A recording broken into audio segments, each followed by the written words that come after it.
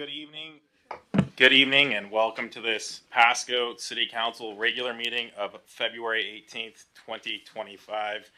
Thank you for being here with us. I do apologize. I'm pulling everything up as we speak.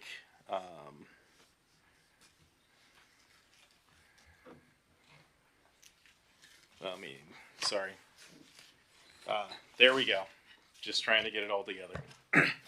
The City Council thanks you for being a part of our city and for participating in our meetings. At the City Council regular meetings, as is tonight, City takes action on items, holds public hearings, and conducts other business of the city.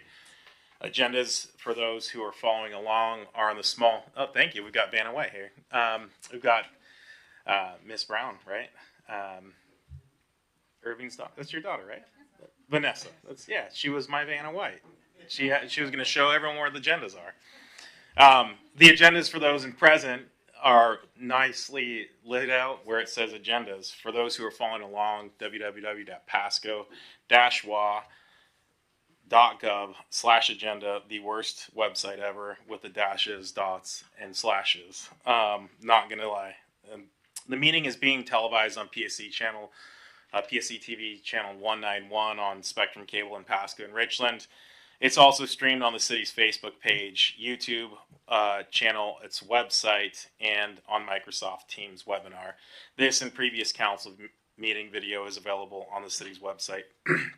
For individuals who may want to submit comments, obviously tonight we have an opportunity for those.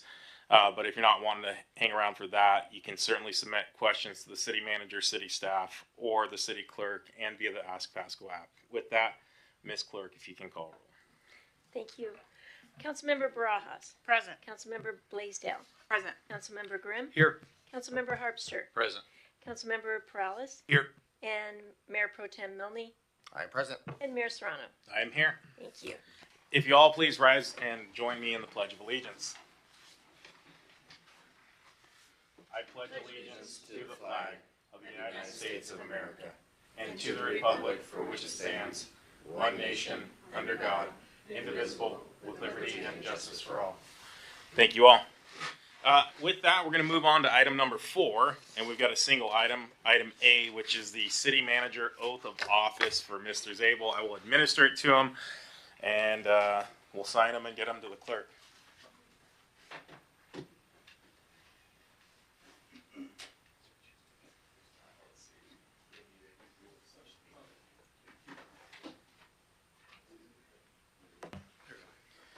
All right, if you'll raise your right hand. I, Dave Zabel, I, Dave Zabel, do solemnly swear or affirm do solemnly swear or affirm that I will support the Constitution I will support the Constitution of the United States of America, of the United States of America, the Constitution and laws the Constitution and laws of the State of Washington, of the State of Washington, and all local ordinances, and all local ordinances, and that I will faithfully and I will faithfully and impartially and impartially perform and discharge perform and discharge the duties of the office the duties of the office of City Manager of City Manager for the City of Pasco, for the City of Pasco, according to the law, according to the law, to the best of my ability, to the best of my ability. so help me God. So help me God. Mr. Zabel, Thank you. congratulations. Certainly welcome to say a few words, or you can do that whenever you want. Yeah, I was going to, but in the interest of the agenda, let me, maybe under miscellaneous comments. Perfect. And then you and I will get these signed. We'll go to the clerk, and you'll be official. Okay. Thank you.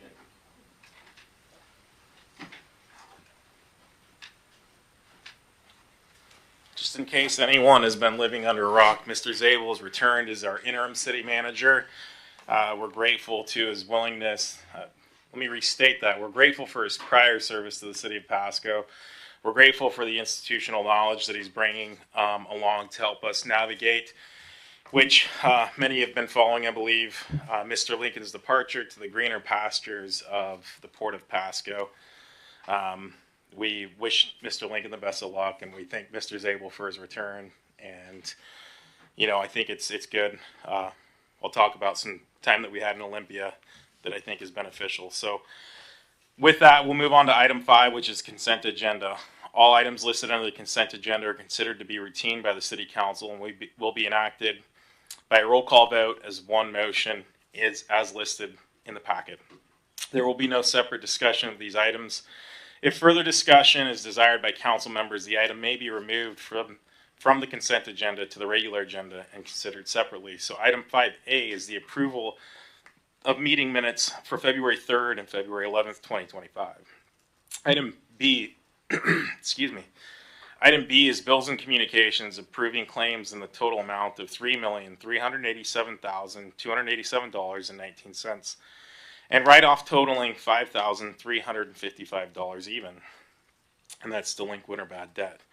Item C is resolution number 4567, project acceptance for Oregon Avenue overlay project. So with that, do we have any requests to remove any of these items? Hearing none, Mr. Milne. Thank you, Mayor. I move to approve the consent agenda as read. I got a motion from Mr. Milne, and I believe that was Ms. Barajas, correct? A second from Ms. Barajas, Ms. Clerk. It's been a week. Councilmember Barajas, Yes. Blaisdell, Yes. Grimm, Yes. Harpster, Yes. Perales, Yes. Mayor Pro Tem Milne, Yes. and Mayor Serrano. Yes.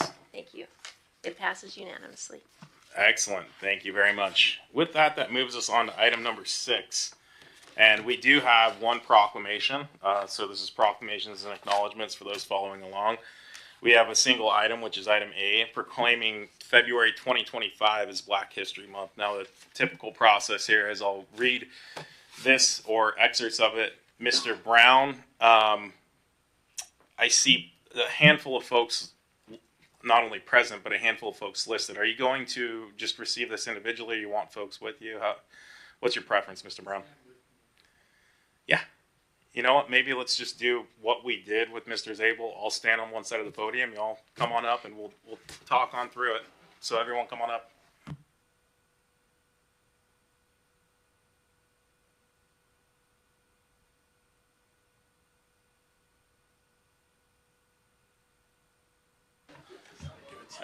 Yeah, no, we're good. I'm close enough. Yeah, come on up. We can get cozy. So we're going to do this one a little different, and I think we should be able to have the folks at home follow along in here. And so again, as always, it's my pleasure, my friend. Good seeing you. So we've got the proclamation of Black History Month, February 2025. Whereas Black History Month is a time to honor and celebrate the achievements, contributions, and the rich cultural heritage of Black Americans who have played an integral role in shaping our nation, state, and local communities. And whereas the Tri-Cities community recognizes the significant impact of Black leaders, educators, activists, and trailblazers who have fought for justice, equality, and civil rights, paving the way for future generations. Whereas the history of Black Americans is deeply woven into the fabric of our nation, from the resilience and innovation of African American pioneers to the artistic, literary, and scientific advancements to inspire and uplift all people. Whereas it is essential to acknowledge and confront the systemic injustices and racial disparities that continue to affect Black communities while striving toward equity, inclusion, and opportunity for all. Whereas this year's Black History Month theme, African Americans and Labor, calls for the reflection,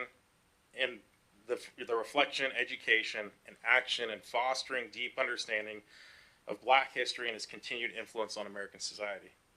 Whereas the Tri-Cities community, alongside organizations such as the NAACP of Tri-Cities Washington 1135B, and partnered African American organizations, remains committed to the uplifting of Black voices, supporting of Black-led initiatives, and fostering an inclusive story where diversity is valued and celebrated. Now, therefore, I, Pete Serrano, Mayor of Pasco, Washington, do hereby proclaim February 2025 as Black History Month. I'm trying to not do that. Yeah. That's why it's so unnatural. If we want to do pictures or we suspect folks, and then maybe you make some comments. Yep. You want to do pictures first? Let's do the pictures first. And if we want council to either stand at their seats, depending on how we're doing, you want to hand the proclamation off to you officially. Everyone rolling here.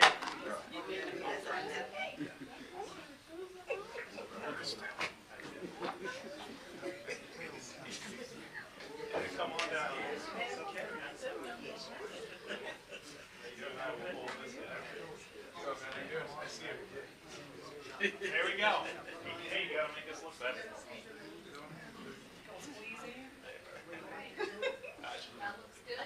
3, 2, 1. Thank you all. All right. Yeah, if you want to step back up to the mic. Oh, wait, hold up. I think we got a retake. Irving's softly erasing, man. Totally.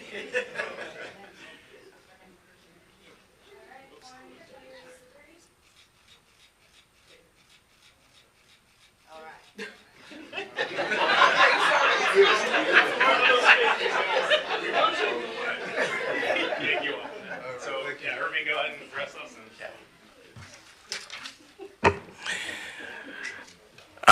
As we're all here, good evening, and then to the council, to Mayor Pisarano, and then the staff, whom I adore very much. I just wanted to take a quick second and just say on behalf of the NAACP, our local chapter 1135B, and our community leaders who was just with us, we together extend a sincere gratitude for your recognition of Black History Month through the official proclamation. In this time where diversity, equity, and inclusion, DEI efforts face significant challenges nationwide, your commitment to acknowledging and uplifting the rich history, culture, and contributions of Black Americans is deeply appreciated. This proclamation stands as more than just words. It's a reflection, a reaffirmation, of Pasco's dedication to fostering a community that values inclusion, justice, and historical truth. It is a reminder that progress is rooted in the understanding, education, and collective action. Your leadership in ensuring that Black history is celebrated and honored is a testament to your commitment to equity and representation of all residents. As we navigate the landscape of DVI, your support sends a powerful message that Pasco remains a city that embraces diversity, acknowledges past struggles, and continues to work towards a future where every individual has the opportunity to thrive. We look forward to continuing our partnership with the City of Pasco to uplift marginalized voices, address community needs, and build a more inclusive and equitable future for all. Thank you for standing with us, for recognizing the importance of Black history, and for ensuring that our shared history is honored, not just during February, but throughout the year. With appreciation and solidarity, myself, Irving Lee Brown Sr. of the NAACP, and these leaders of our great community. So God bless you, and thank you so much. Mr. Brown, thank you very much. As always, it's a pleasure. I've had the great opportunity to get to know you, along with a handful of folks in the crowd. Thank you very much for your contributions to our community. I will tell you this, man. I'm going to lose some weight to get a suit that looks like yours. We all know the green one. It's sitting in the closet. And we'll keep it up for tit for tat. But no, seriously, it's always a pleasure. You've always been super welcoming and helpful to me into understanding things that I need to understand. So I appreciate that. So with that, we will move on to our public comment period, which is item 7 of the agenda. Now, the public may address council on items unless it relates to a scheduled public hearing. So that'd be scheduled tonight. This item is provided to allow the opportunity to bring items to the attention of City Council or to express an opinion on an issue. Its purpose is not to provide a venue for debate or posing a question with an expectation of an immediate response. Some questions require consideration by council over time and after a deliberative process with input from a number of sources. Now, some questions are best directed at staff members who have access to specific information. Citizen comments will be limited to 3 minutes here. What's that? What? You're gonna, okay, go. Citizen comments will be limited to 3 minutes by myself, and there's a running clock.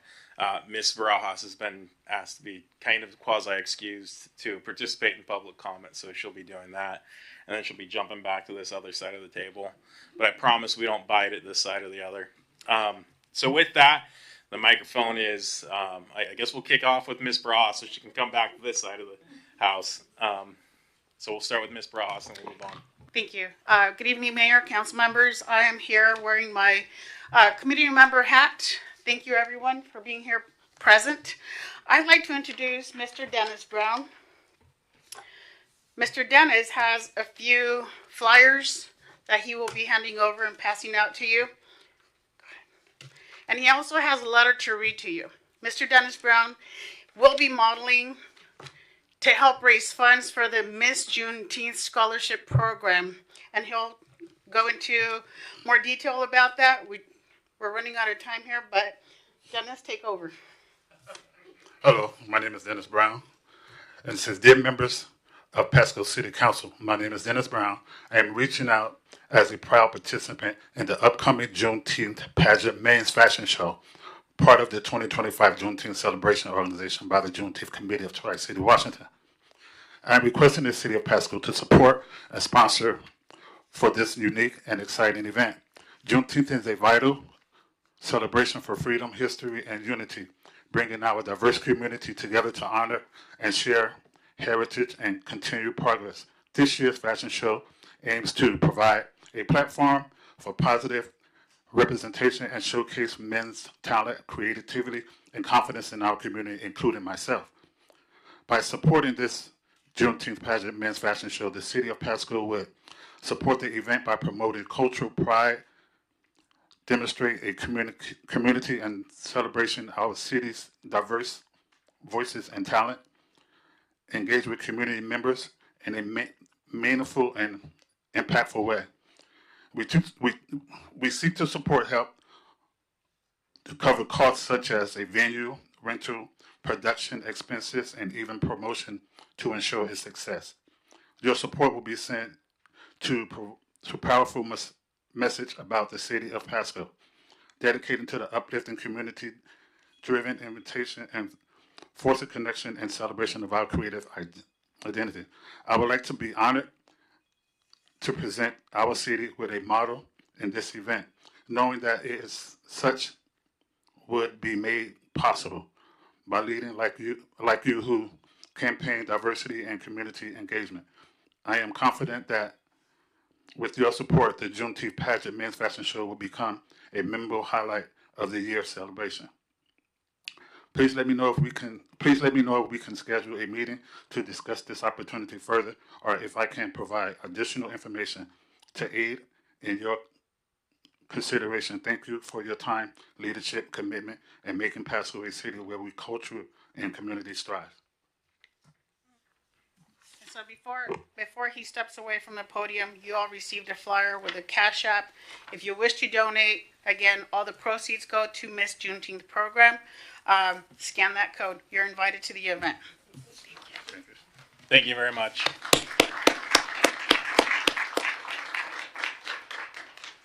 Look forward to seeing that.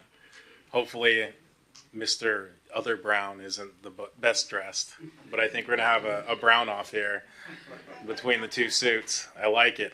And we'll have Big Bro Joe show those real ripped abs, right? Yeah, I know how it works. Do we have any other public comments? I heard someone say I have one. Okay. Oh, good evening. Thank y'all for having us. I didn't necessarily have a request or anything, but I have come in contact with some sponsors of Big Bro Joe Foundation, and they were trying to reach out, I guess, to City Parks and Recs, maybe. They had a request of sponsoring the renovation of some baseball fields in the city of Pasco. They did ask me to present that tonight. The company is called, or the organization is called Upward Bound Youth. I was told that they sent out some emails. I wasn't for sure who exactly they sent them to, but they're looking to put, a lot of funding into redoing a lot of the baseball fields here in Pasco. So I just wanted to mention that. Don't know if you received the email, if you have or haven't, but if you've seen it, he's serious. He really want to put a lot of money in the city of Pasco as far as towards the youth. So I wanted to present that to the council as well. Hopefully I can get some contact information and we can move forward accordingly. Exactly how to do that, how he can donate to the city in order to reduce some of the baseball fields. So that was it. Thank you. Thank you for that. I think I'll fall on the sword. I believe I did get that email, thought I responded, and clearly haven't. So it's going to get remarked as unread so I can put it to the top. Thank you. Good evening, Council. So I'm here tonight to talk about Ordinance 4760, which is on the docket for tonight. There's a few things I wanted to go over quickly. I do want to commend Ms. Sigdell. She sent it out a few weeks in advance, so people had a little bit of time to look at it. It took a little bit to get through, honestly, and there was a bit of other things going on at the same time. There's a couple things that I wanted to mention. One of them was there was a nuance to it that wasn't in the previous version I saw, which was a 1% increase for submittals past the second review. And for context, an applicant submits something which was done by an engineer who did their best, and then a reviewer does their best to catch any mistakes. And sometimes it's 1 or 2 cycles before both people catch all the things that need to be caught. And so there's a risk if you have a penalty for passing a certain number of submittals, because sometimes it's on the hands of the city who might have missed something the first time because we're all human. So if you have a situation where there's a penalty for that cycle, if a city comment causes that to get tripped, then a developer might think that that wasn't fair, and it could lead to a lot of tension potentially during that cycle. Another thing was I worked with I'm representing a developer named Dave Swisher, and he looked at a recent example with 50 lots, and he paid about $6,000 for inspection and plan review fees, and that's at $60 an hour. And given the infrastructure, it was a little bit later, so we're guessing the 6,000 to 10,000 would be kind of an average representative. The fees that are being proposed would cost him about $60,000, so 6 to 10 times what he's currently paying, and he's currently paying an hourly rate of $60 an hour, which is probably low, maybe by a factor of 2 or so. But going up 6 or 10 times from an hourly rate of $60 an hour probably doesn't make sense. So I've into a little bit. There was some comparison with other cities. It might not be apples to apples, because I think some of the other cities provide different levels of services and some entirely different suites of services that Pasco doesn't have currently, like full survey and as-built and stuff like that. So there's might be a little bit of apples to oranges. And I wanted to say that it's important that the city looks at what their actual costs are. My understanding is that that's a requirement, not an attorney, but I was given some materials, likely a requirement from state law that cities make sure that they're only charging their actual costs to administer the permitting processes and not essentially making a profit. So I had a quick handout on that.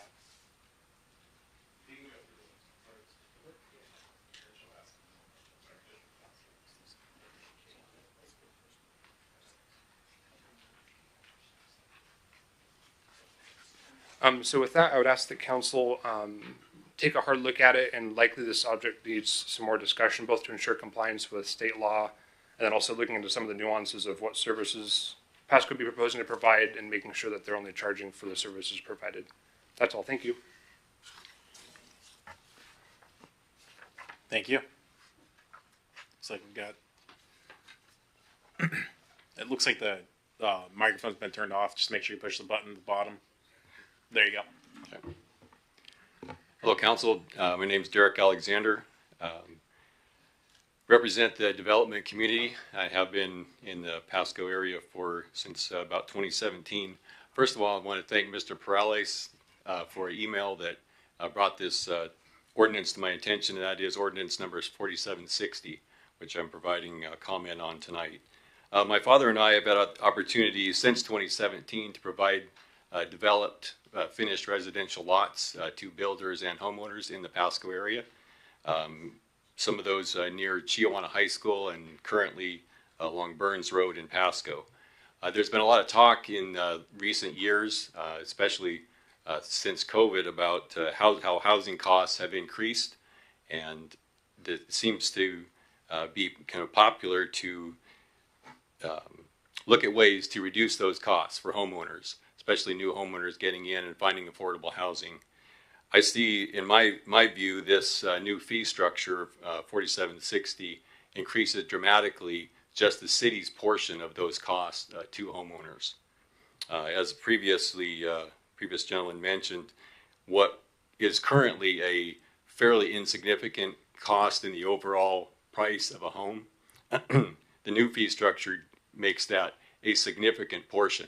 almost along the lines of the engineering and surveying costs for an entire project. So in my mind, in our view, the hourly cost currently, as it is is preferred.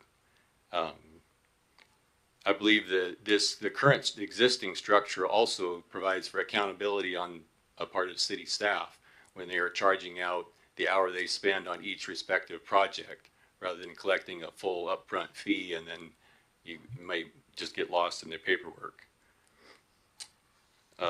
So let's see. I believe that the new fee structure, the existing fee structure, treats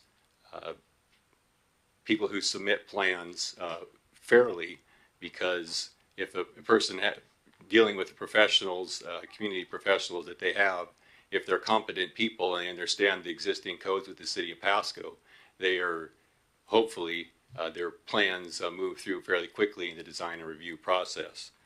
Where those who don't have the experience, it takes longer, and then they're charged accordingly. Where the new fee structure kind of treats everybody, whether they have experience or not, in the community the same. So I guess in conclusion, the vote in my mind for this new fee structure is a vote to directly have the city impact the cost, the eventual cost of homeowners for their lots. And then I guess lastly, to kind of fall back on an issue that has been a known issue within the city of Pasco for some time, is that the design and review process has been extrapolated significantly just for the city of Pasco. I've sat in multiple meetings with city staff and trying to get at how do we improve the efficiencies in this area. And I think the professional community anyway, If I can ask you to go ahead and wrap up, because yeah. Sure. Yeah, just the professional community, a lot of those bridges have kind of been burned, and you may not see a lot of folks here because we've been at this for a while to try and improve the efficiencies and haven't made the changes yet. So I'd like to see that attacked before a fee structure change is proposed. Thank you. Appreciate that. Mr. Bauman, it looks like.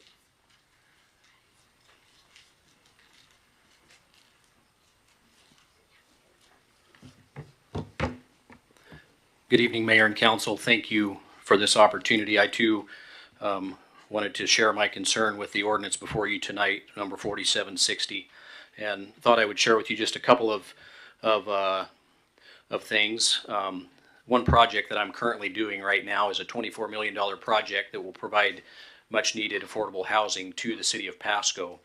And with this fee structure, 3% of that project, that fee would be $720,000, and that would increase the cost per unit of $6,000. Something that I don't think is addressed here is this appears to be added in a new fee, and I'm assuming that we still have all of our connection fees, all of our hookup fees, our traffic impact fees, and the other fees that are not considered a fee that are also on top of that. So if you take $720,000 and you divide that number by $60 an hour, that's 12,000 hours.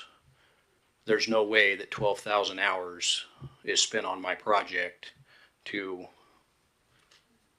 inspect and ensure compliance with the Pasco Municipal Code.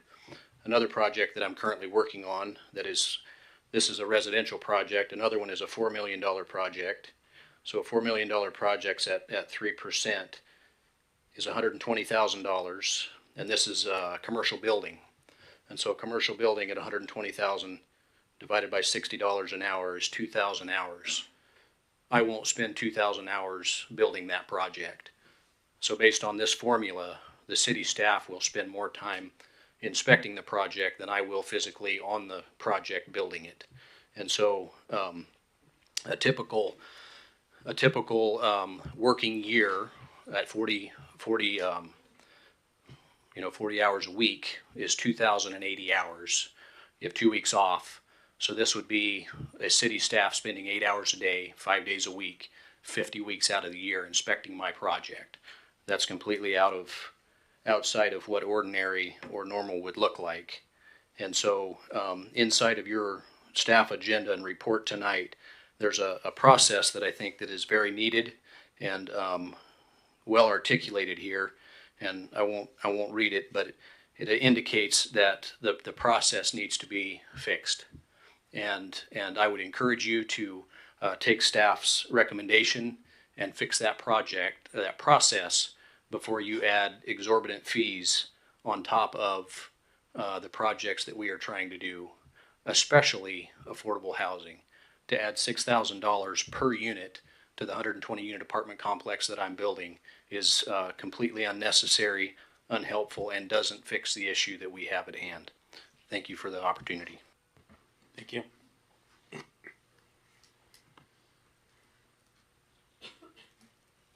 Do we have any additional public comments? Yeah, as long as it's not on a hearing, which we don't have tonight, so go ahead, ma'am. No. No, you're going to have to push the button. There you go, you're on.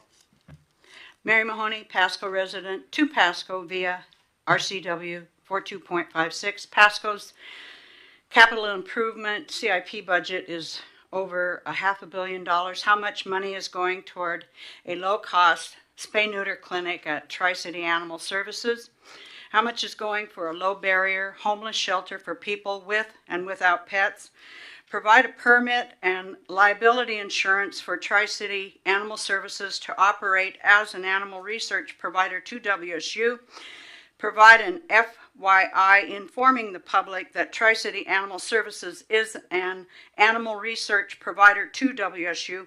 How much money does Pasco and or Tri-City Animal Services receive from WSU for providing research dogs and cats? List all animal control and animal rescues that provide dogs and cats to WSU include Washington, Oregon, and Idaho. See former animal control Director Angela Zeiler's comment, quote, in the Tri-City Herald, quote, "The dogs euthanized at WSU were ones the shelter would have had to kill anyhow," end quote. Question: who decides which dogs go to WSU? And who decides which dogs to kill anyhow? When was ex-Animal Control Director Angela Zeiler rehired to work at Tri-City Animal Services? If true, what's her current salary and what's her current position at Tri-City Animal Services? Provide the deleted Pasco City Council meeting on 4/1/19 with Pasco's City Attorney Lee Kerr's comments regarding the WSU contract, Angela Zeiler's missing rainy day fund, City Attorney Lee Kerr's approval of due process violations at Animal Control, and more. Provide results for the 48 counts of animal cruelty, the theft of $375,000 donation, and the missing rainy day fund. See Chambers, Hernandez, Howard, and Angela Zeiler, respectively. In the past, Animal Control was in the news for botched euthanasia practices. That is, Animal Control did not administer enough solution, therefore causing the dogs and cats to violently bounce off the walls before dying. Animal Control called it popcorning the dogs and cats. Have both Ben Zigan and Angela Zeiler been re-educated and certified in humane euthanasia methods as required by the Animal Welfare Act? My comments are for the record tonight and to put Pasco on notice. If there are any further questions, call Lee Kerr at 509-735-1542, WSU President 509-335-4200, Dr. Guy Palmer at WSU or Paul Allen School of Global Animal Health, 509-432-3385. Thank you. I believe we have at least one more public comment here.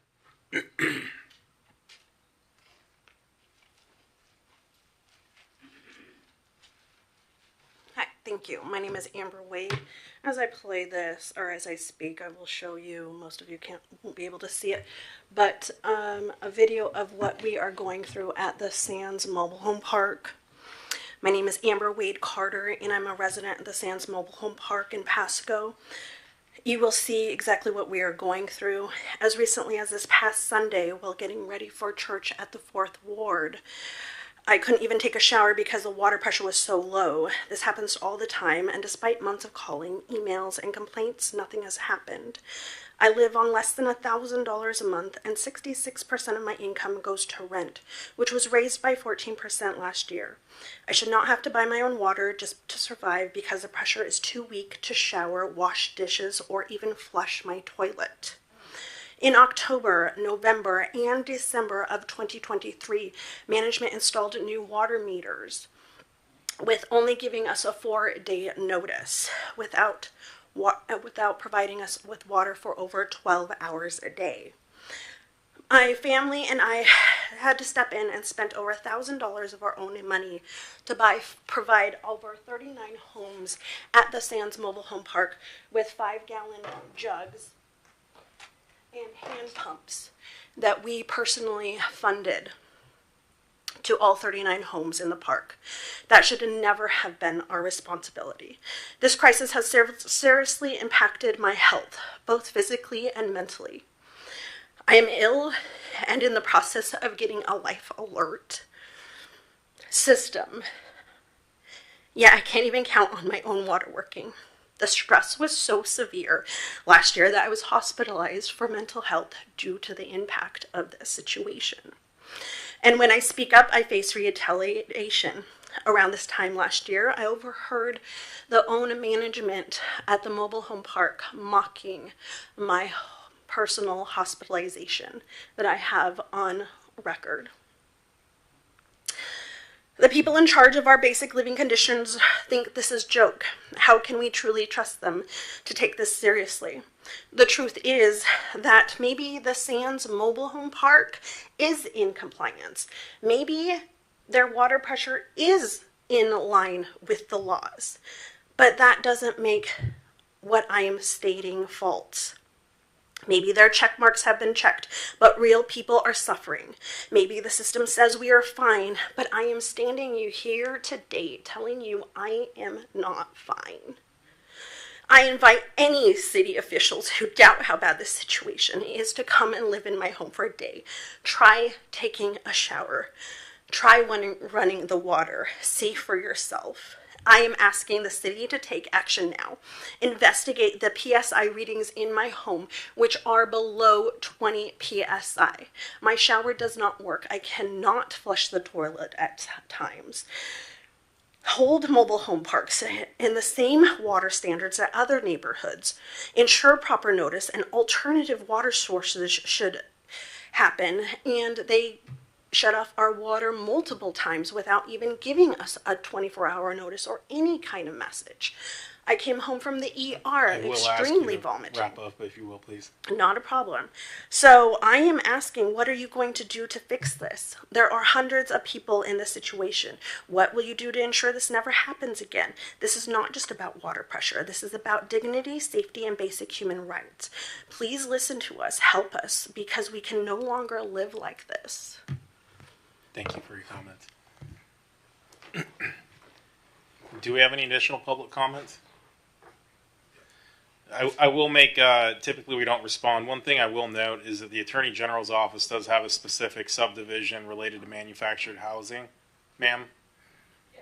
So the Washington State Attorney General has a specific office that handles these. That may be. Okay. I understand. I'm just trying to offer some type of assistance. Mr. Bramble. Good afternoon, Mayor, Council, and staff. Thomas Granbois, Big Maple Properties, 108 North 4th Avenue in Pasco. I just want to talk a little bit about item number 12, subsection A. That's a very exciting item for me and folks downtown Pasco. Who would have thought that parking lot would be exciting to folks, but hey, here we are.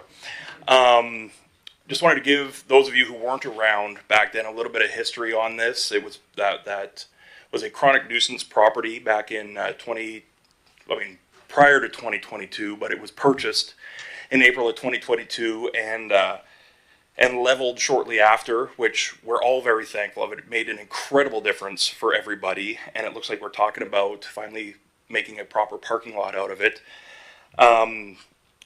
when back in November of 2022, when I first heard about this and other businesses heard about that, we were really excited. And I asked that when you're looking at this, just make sure that you're building proper infrastructure in there to maybe make it some multi-use property, build some infrastructure for public toilets, public facilities, or maybe some food trucks or something like that. You know, make sure that we have proper power, proper water, proper drainage, so that you don't have to go in and cut up asphalt after the fact, because it's always easier to do these things right the first time.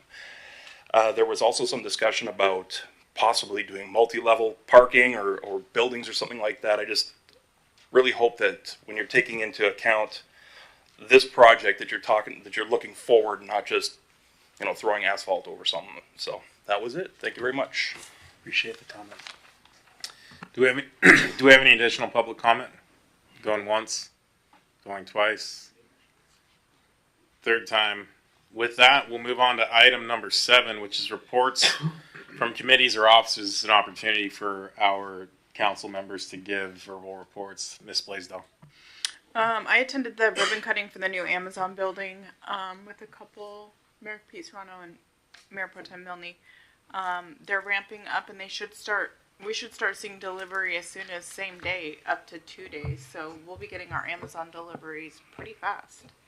I also attended the Confederate Tribes of the Umatilla Indian Reservation Board of Trustees meeting or luncheon with Director Rice. He gave an update on the Shoreline Enhancement Project, and also Assistant City Manager Angela Prashon and Deputy City Manager Risha Sigdel.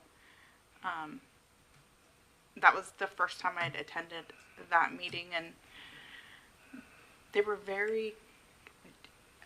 the Port of Pasco was there, Franklin County was there, Tridec was there. It was a lot of community members coming together, so it was a nice meeting to see everyone working together and continuing that partnership.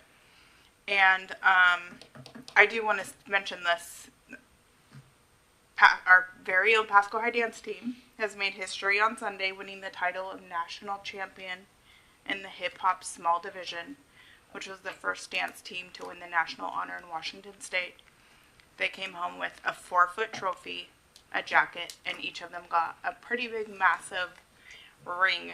So it's nice to see our high school kids really thrive in our community. So big props to the Pasco High Dance team and Coach Becca. Awesome. Well, I certainly welcome you inviting them. You know, I'd be happy to honor them with some sort of resolution or something, if that's something you want to work with staff to arrange. I'm going to start all the way left, and we're going to go with Mr. Price. Appreciate it, Mayor. Thank you. I attended the District 1 community, Pasco Police community meeting last week at Ochoa Middle School. Very great showing of community support and conversation. Captain Paramore did a very good job. He's a very dynamic speaker, if I can say that. Keeps you really interested. I just want to give a shout out to the Pasco basketball, the Pasco girls and boys basketball teams. They ended their seasons. Chihuahua boys are playing right now. I would have loved to have been there, but I don't think you guys would like me on Zoom or something at the game. So, but good luck to them. They're playing Lewis and Clark. And then the Chihuahua girls varsity team plays on Thursday at Meade in Spokane. And then I just wanted to kind of give a shout out to the Pasco High and Chihuahua High School boys swim team. They have both qualified and are sending one Pasco High School sent 1 swimmer, and Chihuahua sending 8 swimmers to the state finals this Thursday. This is the first time in their history, actually, that these schools are sending individuals to the state tournament.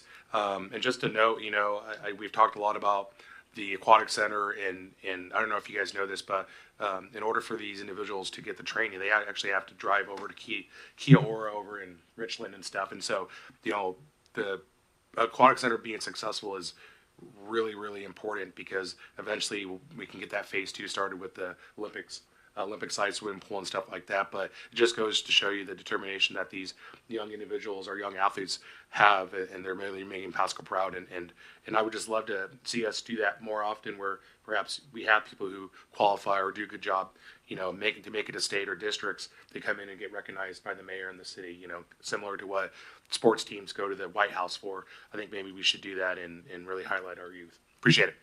Thank you. Yeah, I'll echo that. I'm totally happy if someone wants to arrange to bring our youth in that are succeeding academically, athletically, whatever the case is. Even social volunteers. I love seeing the Girls and Boy Scouts, or I guess now it's the Scouts, come in. So, kids that are involved should get recognized to encourage them to continually stay involved. Mr. Milne. Hey, thank you, Mayor. I also want to thank you that you gave me the opportunity to.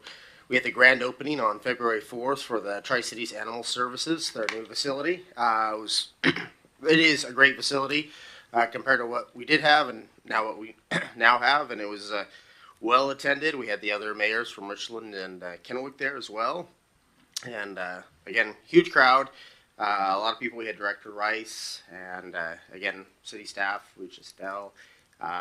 Again, we're just really proud to be part of the thing of having the new animal shelter, and it's good to be able to view an amazing facility and be proud of what we've accomplished and what the three cities have been able to put together and how nice the facility is. And I'd recommend people go down there and check it out for themselves. You'd be very proud.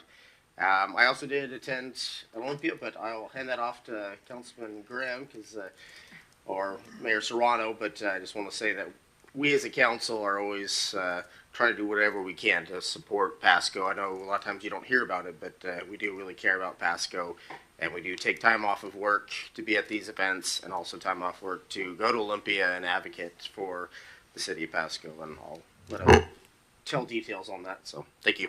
Thank you, Mr. Milne, and thank you for attending that for me. Hopefully you didn't cut any dog's tails while you cut the ribbon. Mr. Harpster.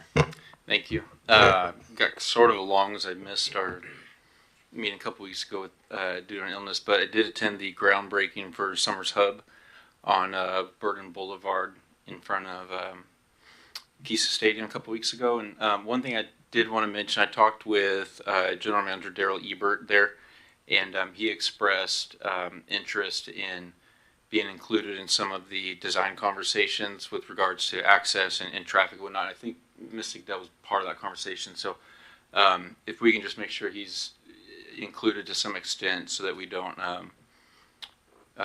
make it difficult for people to attend Dust Hills games and whatnot, that would certainly be appreciated. Also, a couple weeks ago, I attended a funeral for John Kreisel, who was an employee of the city in the Public Works Department. And it was a very touching funeral, and I did want to mention that Deputy City Manager Sigdo was there, and Ms. Pashon and Director Rice, and along with 30, 40, 50 other employees of the city. And for a guy that only worked for the city 6 or 7 years, that I think speaks volumes. And I never had the opportunity to meet him, but I was sitting in the back there crying, and it was just very impactful. And one thing I see on LinkedIn quite a bit that others might see is this kind of disdain for employers when an employee dies, and it says something like, your workplace will never remember you, but your family always will, and they're just going to look to replace you. And well, we probably will look to fill that position. I think it is just very telling of the culture that we have here at the city of Pasco, that so many of his coworkers, but also senior leaders here, took time to honor his life. And so I just think that was great. Had a meeting with Chief Roski and Mr. Zabel to discuss police department's response to the protests that occurred a couple weeks ago and some of the traffic issues that occurred as a part of that. I wanted to just get a better understanding of why the response was the way that it was. And I did tell Chief Roski I had more people reach out to me about that particular evening than any other thing that's gone on in Pasco in the last year and a half. And so wanted to be able to give people accurate responses as to what happened. Attended the Trideck board meeting about a week and a half ago. There wasn't much on the agenda, though there was some concern of federal cuts at the site and at DOE. At the time, the room was kind of split 50-50. Some people were really worried. Some people said, oh, that won't happen. Of course, that has happened. And one thing I wanted to point out, and do with the information what you will, is that DOE is authorized 387 employees to help run the site, and they're down to 252. Right, wrong, or indifferent, that's something that TRIDEC and Hanford Communities Board, which I'm also on, is concerned about. One thing that I thought of at our little local level here is we also found ourselves with a deficit, and the answer that we all came up with was cutting services and programs, but not employees. We didn't cut a single position. And so I think there's definitely frustration coming out of both of those boards, as well as folks at the DOE. David Replag has been providing updates. The updates so far haven't contained information that's not already been in the news, but Brian Vance is scheduled, the site manager there is scheduled to give an update. I forget exactly which group, but some group in the next week or so is having a luncheon that he's speaking at, so I anticipate we'll get maybe some more information then. And then I attended the Pasco School District Board meeting last week to just listen in and get more information on their discussion around school impact fees. Their plans to take action in mid-March in anticipation of coming to council for action in mid-April.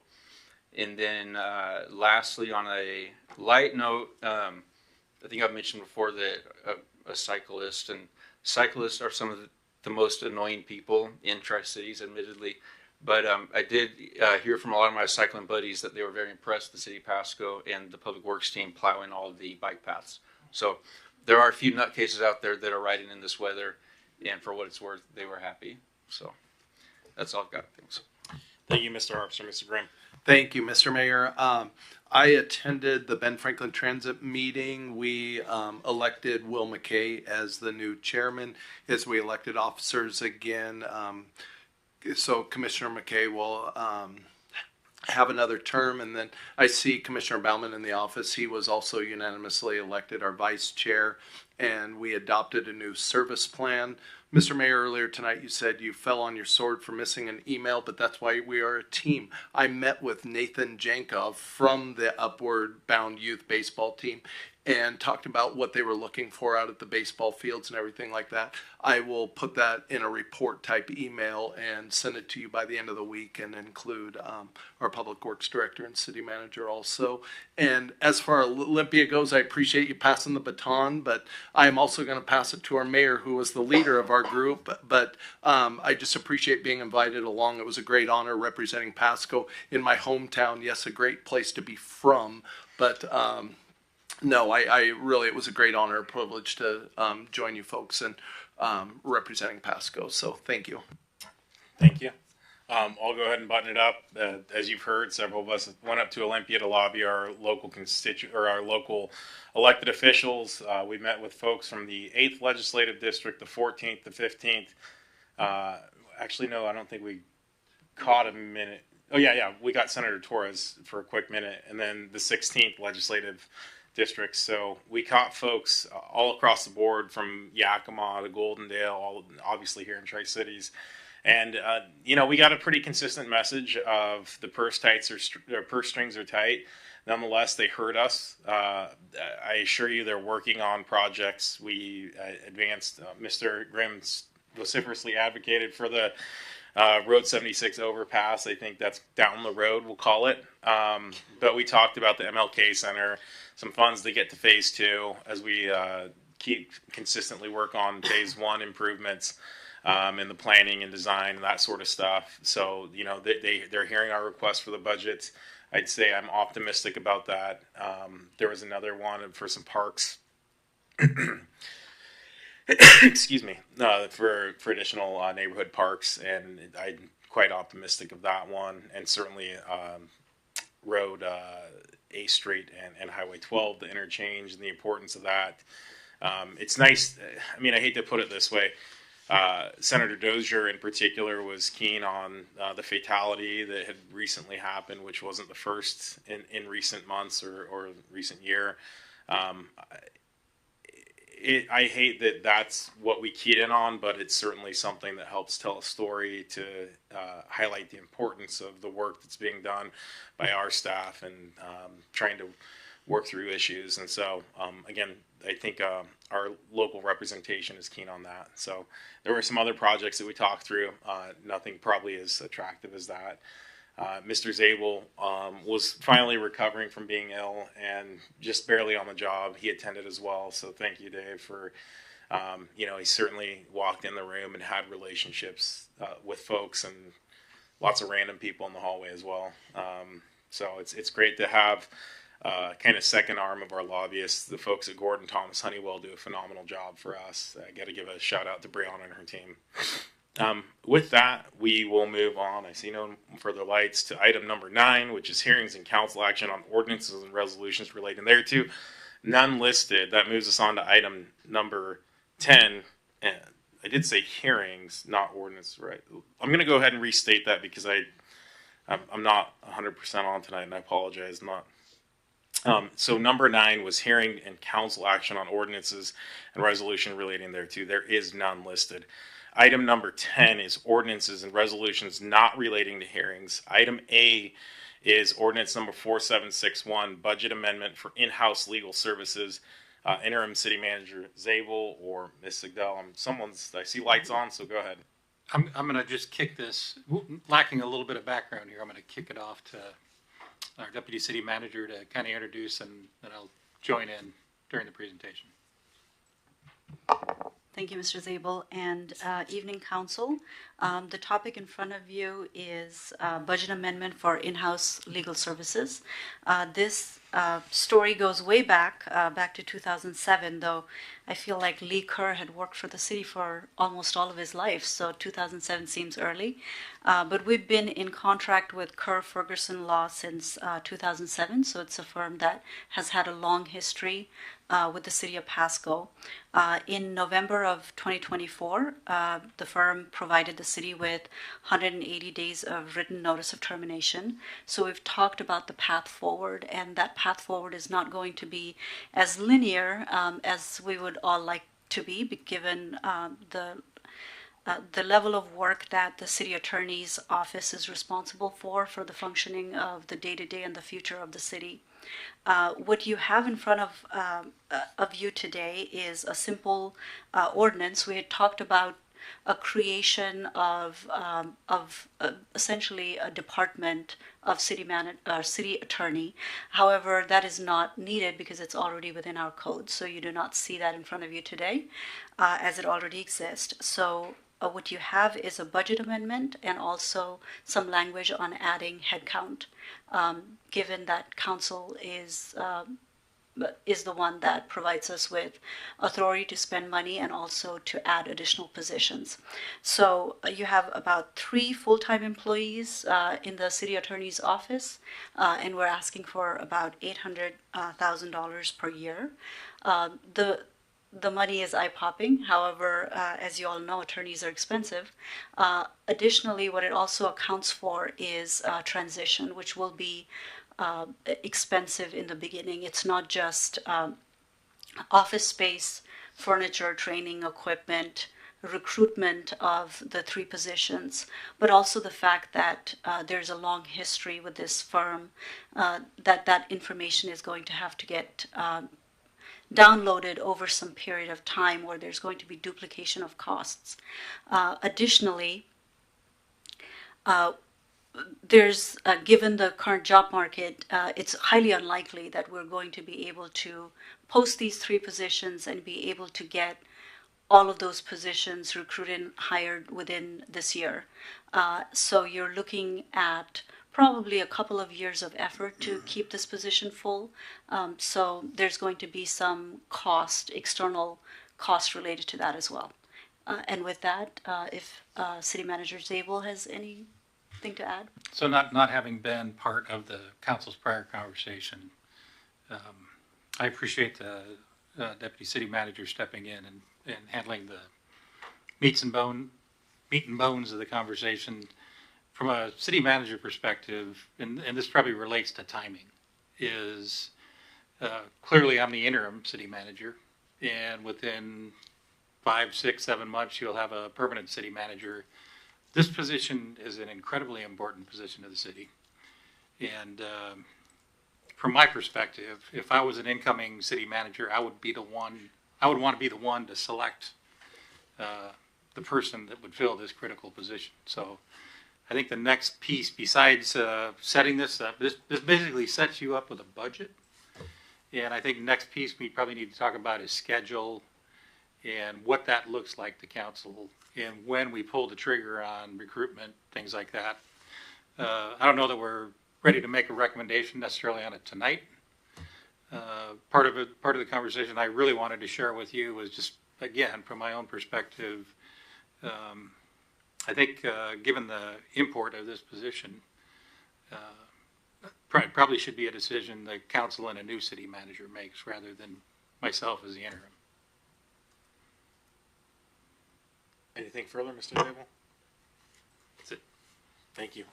Do we have any questions or comments of staff from council? I know I've got some thoughts, but certainly welcome, Mr. Perales. Go ahead. Thank you, Mayor. I'll go ahead and start off. So I guess, yeah, I want to clarify that. So you're the city manager. I'm just going to call you city manager. I'm not going to do the interim thing. City manager is able. So you're saying that you would be the person filling it? Well, if we were to do it now, the city attorney, your employee in a council manager form is the city manager. So the city manager will select all the other positions. All the other positions report to the city manager. So if we're selected now during the period of time where I'm the interim, I would be the one selecting it. And my suggestion to council is that it's probably a decision better given the level of importance of this position, and not that many of the other positions in the city aren't hugely important to the city, but given the interface with the council, the level of work that the city attorney does, the amount of liability and importance that goes with it, that's probably a decision you want your next city manager to make and to have to live with, rather than the interim to make and live with. Okay. So again, so you're saying that you wouldn't suggest that we do this now, and that essentially the city council and the city manager would essentially select the city attorney, or is that solely up to the city manager? I guess well, it's solely up to the city manager. Technically, okay. That's the form of government we have. You know, a good city manager on a position this important that's going to be working with the council is probably going to find a way to involve the council in the process and be able to get some amount of feedback from council as what candidates they're comfortable with. Okay. I guess with that being said, then I wouldn't like to do that. Then, if that's your recommendation, I think then we should probably wait until we hire a city manager, and then one that we believe is fit for the job, and then from there we kind of set a schedule. I guess I don't understand why we would need to pass an ordinance today to create a department, allocate funding, have a budget amendment if that's the case, unless I guess that's the way the council wants to go. I guess, but that would be my 2 cents. There'd be no need to do that right now. So I think if I understand, it's because we have a biennial budget, and God willing, if we're going to take this action, we fill it in 2026 is what I understand, correct? And we got to have money allocated for that. Whether or not we do that tonight or down the road, what this does is it codifies the action and allows us to basically spend the money once the spigot flows. Meaning once we get the right folks. If I could, yeah, to your point, Mayor, it sets the council up to be able to take action. You don't have to come back and do an ordinance. Doesn't obligate you to go out there and do a search right now. One scenario might be is at some point into the city manager search. Once you're into it far enough where you're seeing semi-finalists or finalists, that might be the time you pull the trigger, because you'll have a new city manager on board by the time that other position even closes. So you can kind of shorten that window up a little bit, so to speak, to where, there's a potential you could make a hire this year. I'll share that, you're probably talking just from the time you put the requisition. Yeah, well, from the time you put the position out to add, you're probably 3 to 4 months from making a selection and actually having them on board. I mean, any attorney you hire is probably they're probably going to be employed someplace else, have to give notice, have things to wrap up there. So there's there's a significant amount of time with hiring those types of positions. And I just from an industry standpoint, since I'm working in it right now in recruitment, city attorneys are not super easy to find. They're pretty tough, along with finance people and engineers. They can all float a Pasco, right? Yeah. Are you good, Mr. Zabel? If so, I'll roll over to Mr. Herbster. That's, yeah. Yeah, Mr. Herbster. Yeah, I just wanted to clarify something you said, Mayor, that this doesn't mean that we have to wait till 2026, just because we would have been in the budget now. Okay. Just make sure everybody understands that. Regardless of all the changes going on, Mr. Ferguson's done in May. And so waiting to hire a city attorney may be the best option once we hire a new city manager. But this is kind of the first conversation we need to have as far as creating, passing the budget amendment so we can create the positions for when that time comes. Then the second conversation we need to have is what we're going to do in the interim between May and when those positions are filled, whether that's keeping Mr. Ferguson on through extending his contract or whatever, or hiring some other firm to handle an interim.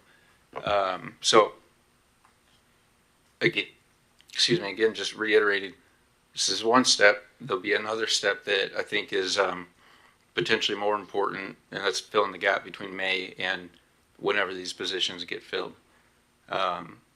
But I think we should definitely still take the action tonight so that we just set ourselves up for the future better instead of waiting. Again, Mr. Ferguson gave notice in November, and obviously there's been some change, but we haven't done anything until 2 months later, 3 months later, excuse me. So I guess those are my thoughts for now. Thank you. Mr. Grimm. Thank you, Mr. Mayor. Hold on, Mr. I Grimm, think Mr. sorry, Ferguson excuse me. Before we go any further, I just want to clarify, excuse me, one point, that the council does have to confirm the selection, and that's in our code. So just that little point. And by that, what you mean is city manager selects, council confirms that appointment. Yeah, you can't pick your own. It's the city manager who selects the person, and then that person is subject to confirmation. Thank you. That's helpful. Mr. Grimm. Thank you, Mr. Mayor. I will also be voting in favor of this measure. My comments are almost identical to Councilman Harpster's. I even wrote in my notes, step-by-step process. I see this tonight as just our first step, getting it in the budget, getting it lined out. I appreciate our interim city manager, Zabel's comments about just being prudent. As far as, maybe he's not the best guy to decide that, that new person probably would appreciate the opportunity to have skin in the game on such an important decision. And then also, as Councilman Harpster said, we need to consider the interim. What are we going to do in the next few months? Time's ticking on Mr. Ferguson over there. So I will be voting in favor of this tonight. Thank you, Mr. Mayor. Thank you, Mr. Grimm. I'll have some quick commentary and questions, and then we'll put it out. Mr. Ferguson, you're a contractor of the city, right? And that's approved by the city manager, but fundamentally through city council, correct? Only through city council. It's the city manager that signs it. You direct him to sign that. And at that point, we talked about this in-house attorney kind of rolling up through the city manager. Would you say then that your relationship with city council is slightly different than potentially an in-house attorney?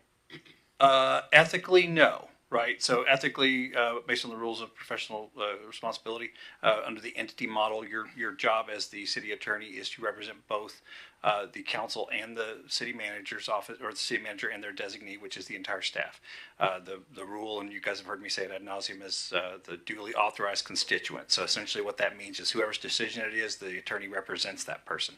Does it create a tension sometimes between someone who is an employee versus someone who's a contractor? I could see that, quite frankly, though. I've never been an in-house city attorney, so I can't say that I would know for certain that would be the case. But there could be situations where, and you see it a lot in the private corporate governance structure, where general counsels for corporations are sometimes put in positions where they need to report things to the board, because at the end of the day, under the entity model, the attorney represents the the corporation, not any one in particular. So, is it possible that there could be some tension there? Sure, I would think so. I like I say, I've only known this particular model, and I've always enjoyed it because I've felt that at any given time I can do my job and need to make sure that whoever has to know what they need to know when they need to know it, I can do that. So that's just my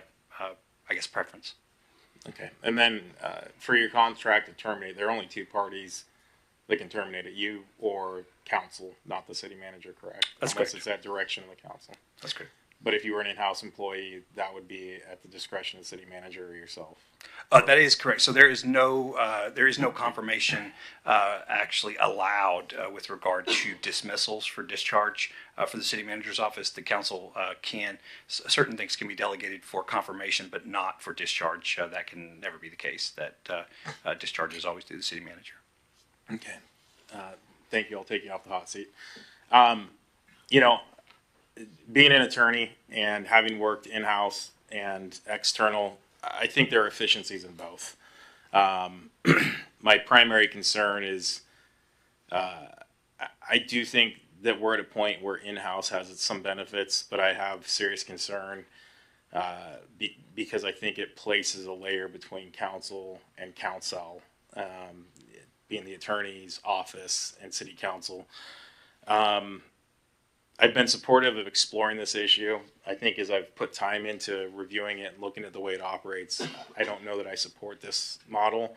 That said, then we're left in a tremendous pickle with an expiring contract, and we'll figure that out. But I guess my point is I'm not sure that I'm confident this is the way to go forward, moving forward. So I'm going to express that.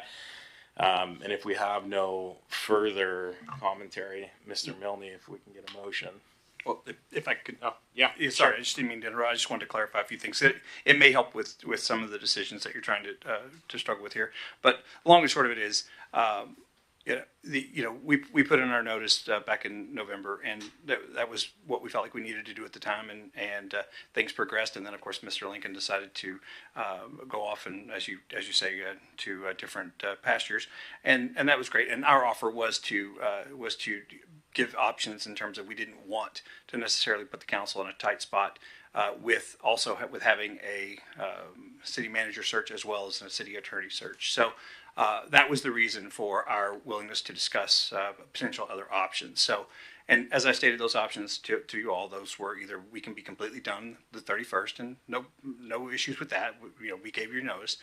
If that would be option A. Option B was to have us be done May 31st, and then essentially we would have to sign a new contract for a different rate, obviously, because we're not going to have any guarantees with regard to how long that term would be. Or conversely, because of timing, we would consider withdrawing the notice of termination based on the fact that the next contract term ends around September of 26, which, depending on when you get a new city manager and what it takes to set that up. So that's the case, and the intent of that was to give council options. It certainly was not meant to be a distraction or make this process any more of a distraction than it needed to be. So anyway, with that being said, I just want to make sure that it's clear that those are the things that we wanted to make sure that the council was aware of, and if whatever works, we're totally okay with. But we just wanted to make sure that was clear. Those are the three things that we felt we could do: be done May 31st, have a new contract under a different rate, or continue with the term until September 26th. But up to the council. Thank you, Mr. Ferguson, for the clarity. And I think the nice thing is, regardless of how we proceed forward with those three options, they fit squarely within this potential budget amendment. Obviously, if we were to indefinitely extend you, then we just have to rescind this. I guess at this point, it's not really an ordinance; it's just a budget amendment. So, or it's an ordinance approving a budget amendment. So I appreciate that clarity, Mr. Milne. All right, thank you, Mayor. I move to approve ordinance number 4761, amending the 2025-2026 biennial operating budget by providing supplement thereto to provide additional appropriation in the city's general fund, allocating funding for the addition of 3 full-time employees to the city attorney's office, and further authorize publication by summary only. Second. Got a motion by Mr. Milne and a second by Ms. Blaisdell. All in favor say aye. Aye. All opposed say nay. Nay. It sounds as though, and I'm just going to, what I believe, Mr. Perales, Mr. Milne, and I have dissented. And the other 4 have approved. Is that correct? Okay. Yep. So it passes on a 4-3 with Graham Brajas, Can I make one comment? Herbster, and Blaisdell. Yeah, go ahead. For, I guess, for future, and I don't know if I'm out of line for even asking this, but is it possible to schedule an executive session to discuss this further? So unfortunately, I don't believe that it is, and specifically because there's only two exemptions to the Open Public Meetings Act that may even come close. One of which is, I think it's F, which talks about to receive a complaint against a public officer. So if somebody has a complaint against me, I think you could take that up in executive session, and we could discuss that in executive session. That's not what this is, unless somebody's got something they want to complain about me right now, but other than that, if you don't, then the only other one is that would qualify or would be even close would be which I believe is G, exemption G, which relates to the performance of a public employee. I clearly am not an employee. Now, am I a functional equivalent in terms of do I serve in a role that an employee could serve? Sure, but that's too thin. I think it's not recommended to go in executive session on either one of these just to discuss my my particular current situation, or I'm not sure how else to describe it. So, sorry, just because I need a little bit, I understand with the whole budget thing, but the part that I'm having a hard time wrapping my head around. So, we need to discuss for second steps that we need to discuss in open forum whether we want to extend the contract or leave it as is. Well, if there's other options, I mean, I don't know what those are the three that I could think of that would potentially be amicable with, to the council. But there's certainly other options. But yes, to answer your question, that conversation needs to take place in open session. Okay. And obviously, from my perspective, it's got to take place pretty soon. As in, I'd prefer tonight because there's other things that are going on that I have to make decisions based on. So I guess what I'm trying to say in a not so succinct way is I gotta know what you're thinking, because I've got other opportunities that may need to be moved on sooner rather than later. Go ahead, Mr. Grimm. I was going to try and take a swipe. Yeah, thank you, Mr. Mayor. No, it kind of along Mr. Ferguson's comments. I mean, even my vote tonight was to establish it as a budget item, but as you stated earlier, Mr. Mayor, this doesn't mean that that's for sure the direction we're going. But I think whatever we're going to do, also to Mr. Ferguson's point here, I made my notes, we need to give staff clear direction. We need to decide which way we want to go, what we want to do. And now even to, Mr. Ferguson's last statement, we owe it to him to some degree, just for his livelihood and what he's trying to do. And so I think that discussion on what we're going to do in the interim, whether we go to in-house counsel or what we're going to do in the time being, we need to figure this out as soon as possible. Thank you. Okay, so I'll make a pitch. My suggestion is and obviously Mr. Ferguson would have to agree to this, and we'll do whatever we got to figure it out. I suggest we extend him through the end of the year. That buys us time to figure out what we're doing with the city manager and put someone out there. That doesn't mean that there aren't other supplemental assistance that we won't bring along the way. I know we have some very specific outside counsel that we work with on very nuanced issues. And at that point, maybe we even talk about what that contract looks like, and with an option to extend for another year, which would bite us through 12/31 and 26. But I that's an option. Sure. And not expecting you to accept it off the cuff. No. I think it buys us 9 months at a minimum. Yeah, and I could add some clarity to that. Really, to be completely frank, really what needs to happen is we either need to be done May 31st, and be able to have staff, because you got to understand there's a lot of overhead, a lot of staff, and if it's either, I really need to know from a business perspective of am I needing I can get with what I currently have to the end of May, which we certainly can, and we intend to give it everything we possibly can between now and the end of May to make sure that it's prepared for the next whoever, right? Or it needs to be to the end of the current contract, because I need to get staff in order to know that I'm still going to be able to then not only bring that staff on to, I can't, with what we currently have, I cannot get to the end of the year. My tongue's hanging out about getting to the end of May. So that's really where I think we're at. All right. I see 4 lights on. I'm going to go right to left. So we'll start with Mr. Grimm. Thank you, Mr. Mayor. I would be amicable to what Mr. Ferguson just said. Also keeping in mind what Mr. Zabel said as far as giving the pleasure of the new hire, whether we were to go in-house or something like that, to the city manager. I think that would give us the time, that is almost 2 years to get a city manager hired and to go in that direction. So I believe what Mr. Ferguson laid out is very reasonable, and I would be amicable to that direction. Thank you. Thank you. Just to confirm that, make sure, and then I'll get to you, Ms. Barajas, that I understand your contract, where we did not accept the May 31, it'd be September, whatever, 31 or 30, whatever the last day is of 2026. That's a natural expiration? Yeah, the natural expiration is September 22nd, 2026. So, year and a half, give or take. Year and 7 months. Yep. Yeah. Okay, Ms. Barajas. Thank you. So that was my question, Mr. Ferguson. Your contract would expire September of 2026. Would that allow you enough time for everything that you need to do? I understand the process that we're going through to approve a budget for potentially bringing in someone in-house, but would that allow you enough time to, be able to work with whoever's onboarding, transfer of work, bring on any staff that you may need to bring on for that whole transition process? I think so, and I say that with a little trepidation because there's a lot of that's outside our control.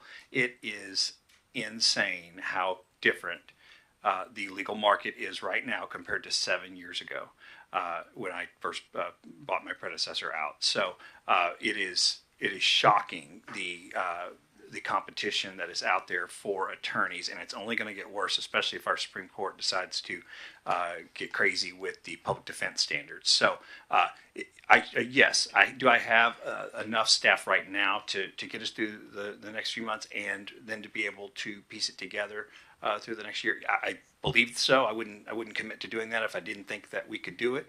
Am I concerned about it? Absolutely, but yeah, I think we could do that. I wouldn't make the offer if I didn't think I could.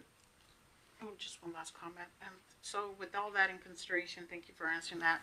With all that in consideration, the emails that we received, and we were back and forth communicating regarding the situation, again, taking into consideration your process, Mr. Ferguson,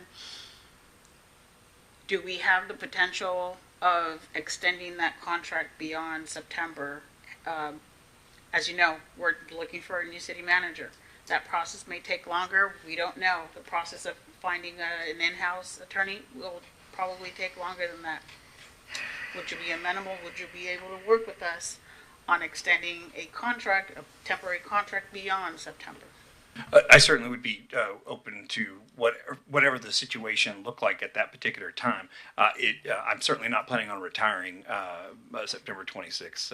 I'm told I'm not allowed to for at least another 10 years. But the long and short of it is no, I would certainly be around, and that would be a separate conversation that we'd have to have, but I'm certainly not opposed to it. Thank you. Thank you for that. Thank you. And I do want to earmark the email communication and correspondence that was going around wasn't internal to council. It was with our city attorney under the attorney-client privilege. So I just want to highlight that for audience purposes. Mr. Harpster.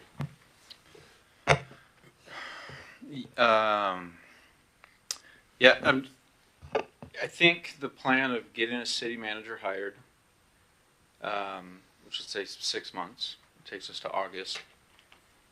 Then once that happens, the new city manager then posting these positions we just created for hire. It's gonna. I think we can give ourselves a minimum 12-month timeline. That then takes us into August, September 26. And so the timing sort of works out. What I'm concerned with is the entire time I've been on council, we've been having this conversation of your firm needing to hire more folks. And I go back to your email in November. Giving notice was wanting to spend more time with family, not necessarily having the capacity to meet the needs of the city. And I don't think any of that has changed. I'm sure you still want to spend more time with your family and whatnot. But he said no. But on the flip side, since that time, Adam's left, and so I think when you really boil it down and start pulling it apart, it really seems like we don't even really have options if we're looking at what's best for the city of Pasco and the residents. To me, one and only option that seems to be superior to the rest is finish out the current contract through September 26, get a city manager hired, and once that city manager is hired, start the hiring process for these 3 new positions. And again, that'll take us right to the end. And I guess that's not the point of conversations, but what I don't like is this whole then we get to September 26th, maybe we can extend again or do this or that. And, when we had our retreat in March, we were going one way and now we're going another. I really, if we go this way that I'm describing, want to make sure that we are getting things done in a timely manner and that we have conversations around that. There's a couple items we've been waiting several months on and don't have answers to. And so that kind of stuff, it needs to be shored up if we're going to be continuing down the current path. I guess I'll change my mind like others up here and be good with the kind of process that's sort of being outlined of getting a city manager hired, continue with the current contract.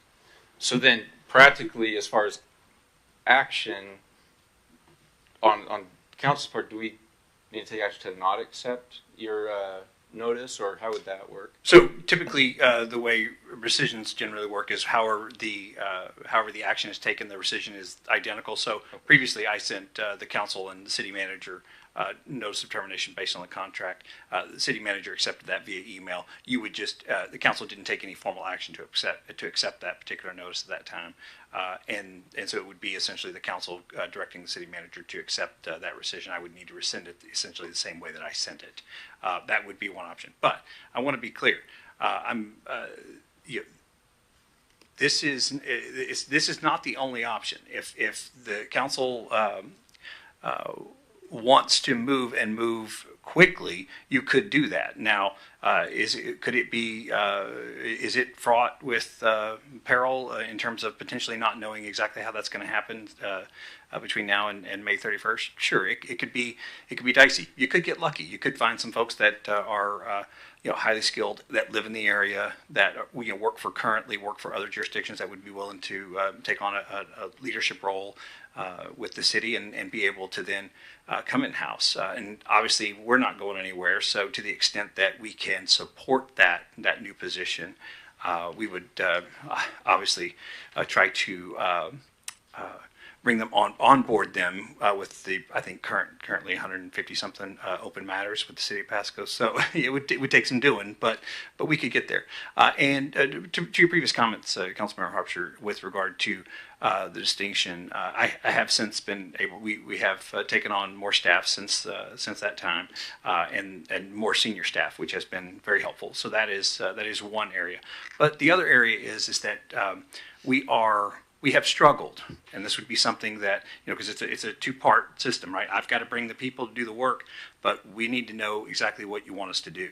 And that has been a struggle. I'm not going to lie to you. And so if this is going to work, going forward. And I'm going to do my part to try to make sure that we have the staff to be able to go fetch the stick. I need you guys to make sure that it's clear which stick I'm fetching. So that's been a tough sled these last I guess year or so.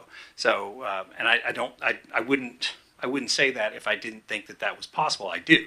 I personally enjoy each of you, and I would look forward to the opportunity to work with you. But I think we would need you to do your part as well to make sure that it's clear what it is that we're being asked of and what we need to do when we need to do it. Now, at the end of the day, does the volume need to turn up? Sure, absolutely. I won't argue with you on that. But we do need to make sure that we are working on the proper priority that the majority of the folks want us to work on when they need us to work on those things. And that includes making sure, and I truly mean this, includes making sure that staff knows what exactly your priorities are that you're working on, so that then they can communicate those to us.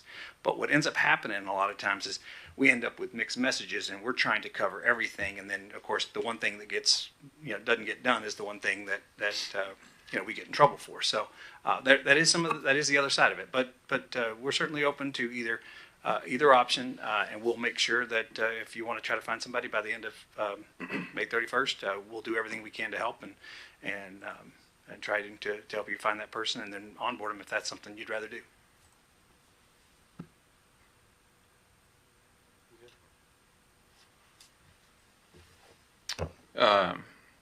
Boy, I had some thoughts and I'll have to chime back in. Ms. Blaisdell, you've had your light on. Okay, I'm kind of hearing a couple different things. So I'm hearing it's going to take us a long time to find an in-house attorney. Maybe. And then possibly we could find one next week, or it could take a year. And then I'm also hearing that in the way the city government works, then the city manager would be the person to pick the city attorney. Why couldn't we just do both? We extend the contract till September and we start putting the feelers out to see if we can find the right person for in-house. I know it's going to be more money, but at the same time, why would we wait until we find a city manager when we asked Mr. Zabel to come back because he has the experience, and he ran the city of Pasco for X amount of years. So if we were confident enough to ask for him to come back, then I would be confident enough for him to hire an in-house city attorney. So why wouldn't we do both? So Well, let me take a stab here. I think we can clarify this. Right now, the beauty of where we are is we have two actions we've undertaken. At this point, it sounds like we're heading towards keeping your contract through 18 months, 17 months, whatever. Simultaneously, we've got a budget that a budget amendment. Right. We could go out tomorrow if we were to want to. And that's a decision that we at this dais have to make a decision to.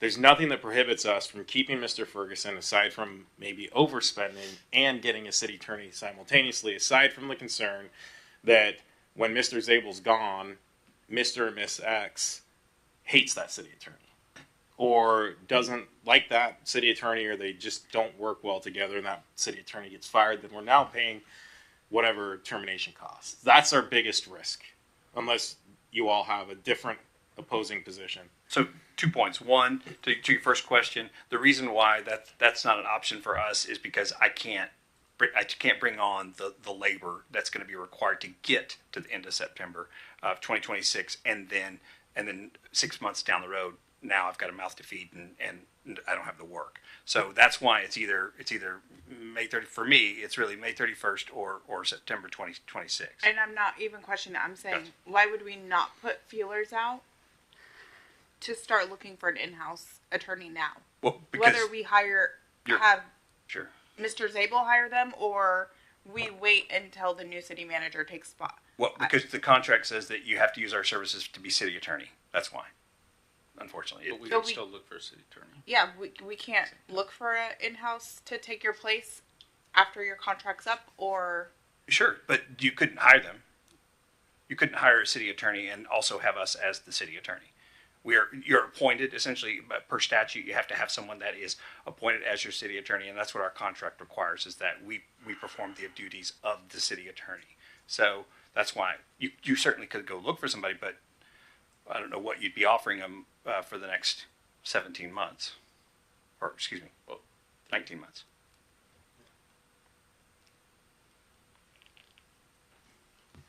All right, Mr. Milne. And, yeah, I just wanted to chime in since everybody else is chiming in. I'm for the September of 2026.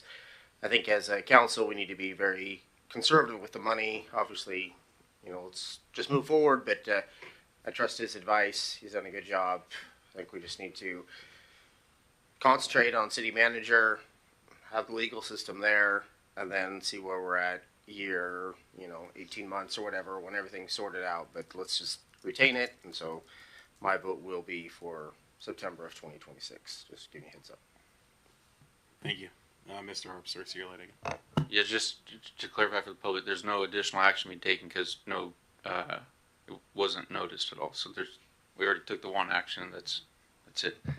One thing that I talked to Adam about, it never happened, is you mentioned priorities, Mr. Ferguson. That's great. I'm 100% in agreement with you. And what I think would be helpful is you're meeting with staff regularly. If you don't necessarily need to do one-on-one meetings with all 7 of us. That's a lot of time. But 1 or 2 or 3 of us, and rotate weeks or whatever, because it would be. I'm aggravated, just beyond belief, that it's taken 5 months for a draft procedure for adjusting speed limits, when council voted on that. So there's your priority. Now, if we were meeting on a frequent basis, we could address that, and you could say, hey, I'm working on these other 50 things. Do you want this at the top, or is 6 months from now good? Similar to one of the things I brought up several months ago was short-term rentals. And at the time, Adam said, hey, the staff member that was going to handle that, he's gone now. It's going to be a while. Is council good with that? And we were good with that. And we know, hey, at some point in the next year or so, it's going to come to us. And if one person doesn't like it, well, too bad. The other 6 do. So whatever. And so I'd really love to be able to do that if we go ahead and move forward with this kind of plan that's in motion of sticking with September 26th, being able to dialogue more frequently. And I think that would alleviate a lot of heartache on my end and frustration. And so, yeah. Okay, well, and I think that's a great point. Unfortunately, I really usually only hear when there's an emergency or something, dramatic. And so, so I'm sorry that hasn't happened more, but I can assure you there is so much more to what you just described in terms of the speed limit procedures. And I can assure you that my office and the Public Works Department have spent no shortage of time addressing the issue and figuring out exactly what the next steps need to be, as well as working with the city manager's office about what the process needs to be. So that's where I share your frustrations, I guess is what I would say, is because I'm frustrated too, because I feel like, I'm not able to do, I feel like I'm getting blamed for not getting things done the way that they need to be done when there's a whole bunch of other factors, and communication could be a huge assist with that. I think if you knew what I know, unfortunately, about that particular situation, I don't think you would be as aggravated. You might still be some, but probably not. And I'll just add the, I know I've sent you for probably 12 emails on it, like every couple weeks, and all of that could be avoided. We don't even have to meet, but like I mentioned, Mr. Zabel, Adam was sending out kind of a weekly, weekly report. Here's these items and here's the latest. Because how I sometimes interpret it, I know it's not the case, but when I don't see updates or I don't see on the agenda, I think, well, he's just not doing anything with it. Then I get your response, hey, here's what we've done. I'm like, oh, okay, great. So it's moving along. And so, like I said, I think so much frustration can be avoided. Because if we're having updates, I can promise I'm not going to get frustrated. Maybe a little, but Not certainly as much as. Well, as I if have you're been. frustrated with the legislature, that I'm fine with that. But as if you get frustrated with me because I can't change the law, that's a whole other issue. No, I'm being facetious, but my point is that I'm happy to make sure there's more communication in terms of your awareness of that stuff, and that's we have plenty of time and space to be able to do that. So we can certainly make that happen. So if I can, in the art of getting home tonight, unless Mr. is able, you have something really pressing, and I don't mean to cut you out there. Here's my suggestion. Unless, Mr. Ferguson, you can't wait, I suggest we do a special notice for a meeting that precedes next week's workshop to take formal action.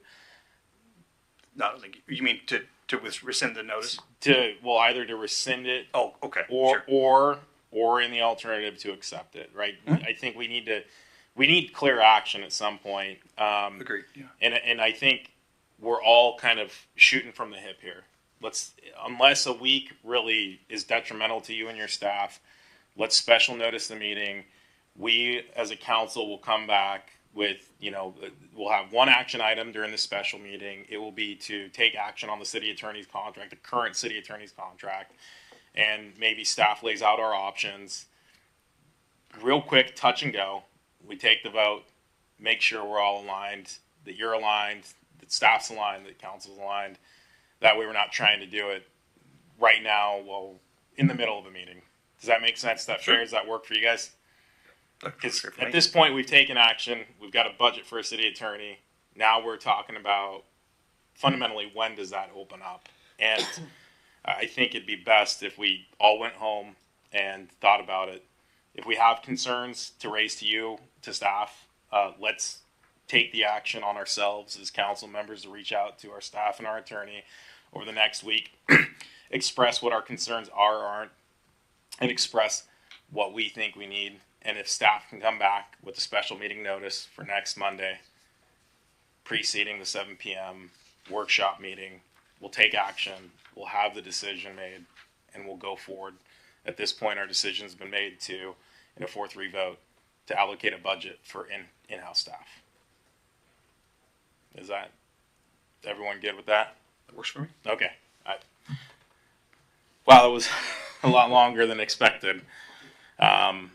We're going to move on to item B, which is ordinance number 4760, which I know a bunch of people are sitting and chomping at the bit to hear where this goes.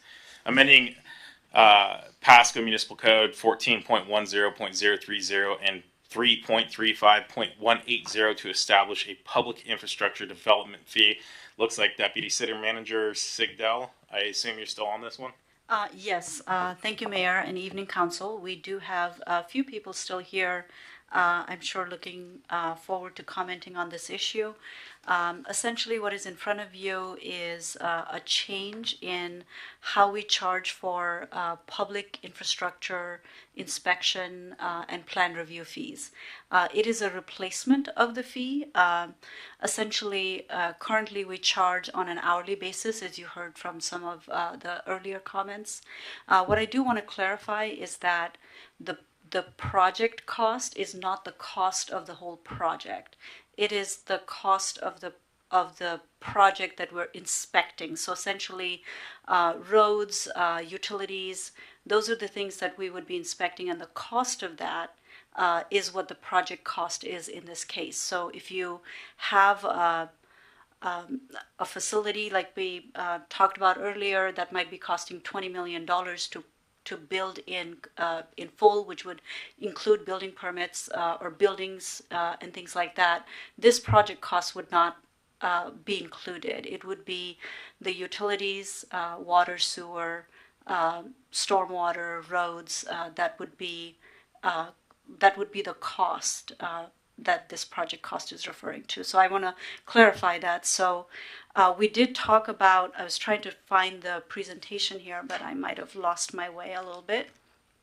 But we did talk about the project comparison with some of the other cities right here last week or when we last presented with council.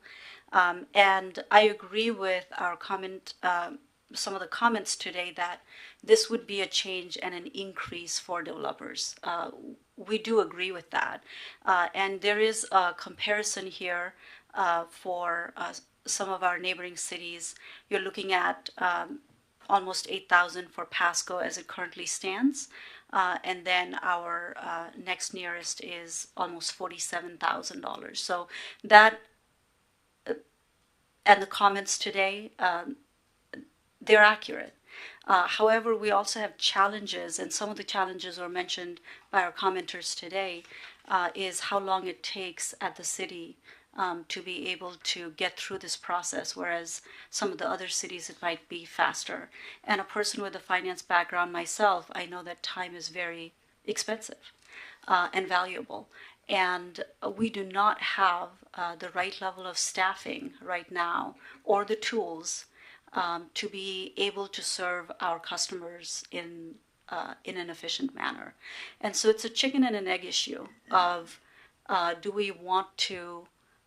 how do we, especially with the budget issues that we have right now, how do we invest in this process? We are looking at process improvements. We're looking at, there's a lot of things that we've been talking with the development community. We're looking at our codes and how to make it easier to read, how to make it clearer. And there's a lot of things that we are doing right now, and there's many years of work ahead of us without anything new coming in, which is not possible. So you are looking at definitely a change and very likely an increase to most projects. What we did hear from the development forum that we've had three of them so far, is that our rates and our timelines are both unpredictable. And so what I want to also discuss that I did not include in the staff report is that in 2010, we did, as a city of Pasco, have this percentage-based cost. So our percentage of cost was 5% of construction cost back in 2010. And that is when we changed it to this hourly fee of $90 for the first hour, and then thereafter $60. So we have used this template and this rate structure before, changed it to the hourly fee. We've been hearing from a lot of people in the development community about the fact that the hourly fee is very unpredictable because you do not really know how much it's going to cost. It's hard to budget for. But also that hourly fee has not been touched since 2010. And so labor cost has gone up quite a bit since then as well. So we would need to, we are right now essentially subsidizing the process, but not very well, because we're not serving our customers in the way that they would like to be served either, because there's not enough resources to be able to do so. Like I mentioned in our last presentation, we would be keeping all of the funds, the revenue received, and reinvesting it in this process. We can come back to council and be able to report on how things are looking. Very likely in the next year we would be asking for more people, like we discussed. But there is a challenge here of how to make improvements to this process that will not that will be significant to our customers, but also not something that is significant burden and essentially a burnout process for our staff. Thank you, Ms. Sigdell. Do we have any questions or comments from council? And just one thing I'll correct. I think you mentioned soliciting comment. I think at this point we don't have that as an option. Is that correct, Mr. Ferguson? Soliciting comment right now is not typical during this portion of the meeting, right? No, not in our current agenda, but as the chair, you're always allowed to open it up if you'd like. So I guess to the extent that council thinks that we need to solicit more comment than we've already received on this issue, I'm open to hearing from council, but go ahead, Mr. Perales. Yeah, I'd be in favor if you want to allow public comment, but yeah, I know I've been wrestling with this since we had it, the workshop. The numbers just, they really stand out. You know, if you look at that City of Pasco column and it's $7,700, and then it's going to essentially be the same in regards to the city of Kennewick number. That is just such a big jump, and so I can't wrap my mind around it. And it's on both sides. I look at it like that's really what we've been charging, and then the city of Kennewick for the same development has been charging 60. So for me, it's really, I feel like we need to do like an escalator, because I would hate for this to stop development in the city of Pasco. People can say, well, it's not going to stop it, but I mean, that's kind of a big jump, and people are developing more than 76 lots. You know, like Madison Park North, some of the Glacier Park, Ravens Place. I mean, they're more lots than that. So I'm just thinking about the price, and I appreciate the clarification about this is just for utilities, roadways, you know, sidewalks, you know, and then our city inspectors going out there. But I mean, I just, you know, you mentioned, Ms. Sigdell, that we had these developer meetings. I mean, did anyone say, yeah, this is great, we're ready to start rolling, you know, bringing the checks to City Hall with these on there? I'd be hard pressed to believe that they're okay with this jump.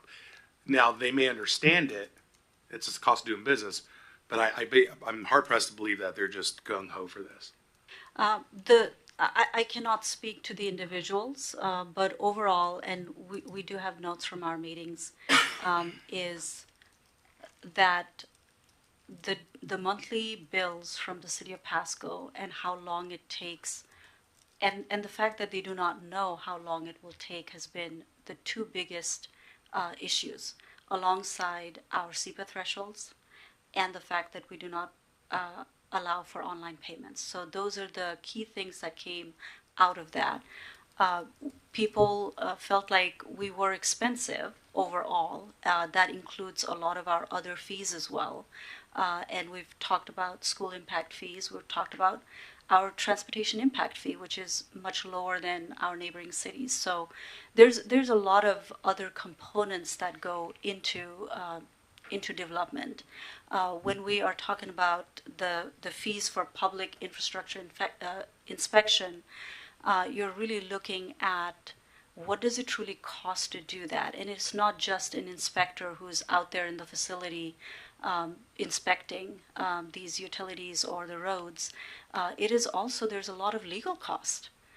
When we're talking about water rights and transferring water rights, you need to go to a water rights attorney. You need to go through Department of Ecology process. When we're talking about a road, it might not just be a straight road as you see built, but a lot of communication and a back and forth that needs to happen to agree to a certain thing. I feel much blessed before my local government days, where I did not realize how hard it was to build things. You just thought it appeared, and now I understand all of the work that goes into it, and our developers, you know, blood, sweat, and tears, and our staff's same blood, sweat, and tears over the time, and all of the expertise that is needed in that process to be able to get to the final product. No, I appreciate that. I mean, I guess my other question would be, this has been reviewed by legal, and this is up to par. I mean, there's no questions, because, you know, I'm sure you've heard of the Sheets decision and stuff like that. There needs to be a nexus, and so I just don't want us to get into hot water. Sure. So these are not fees related to impacts of particular developments. So these are specifically, we'll look at the ordinance. It talks about sorry, lost my train of thought here. Grab it. Talks about specifically how these fees are related to inspections, permits. These are actual fees. So, and they have to be reasonable, and that's true. But as you can see, I think if we're guilty of anything, it's not being reasonable enough with regard to that kind of return. So clearly, we're below that, and that's what this is an attempt to, is to get those fees to be more reasonable. Right. So another, I guess, statement would be, if we're going to charge that much, are we going to be able to start hiring more people, finding people? Because I mean, we have all these developments, and they're having to pay this amount. It seems like we should probably be able to hire more plan reviewers, inspectors, so the development keeps coming, and we're able to address this. Because I feel for the developers who are saying, you know, they'd rather see the process get shored up first than this. Because if not, they're still waiting. So you're going to pay more money and still get the same service. Yeah. Councilmember Perales, during the budget process, you asked me a question of additional staff, and my answer to you was, the answer is yes, but we do not know right now. You can add more people to a bad process, but we are making pretty good progress on identifying what the process should be. But we definitely know that this area is underinvested, and we can be at the current state and kind of, chug along, or we can make some changes.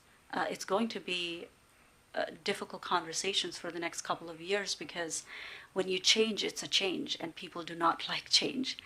So it's going to be hard, even if the change is for the better.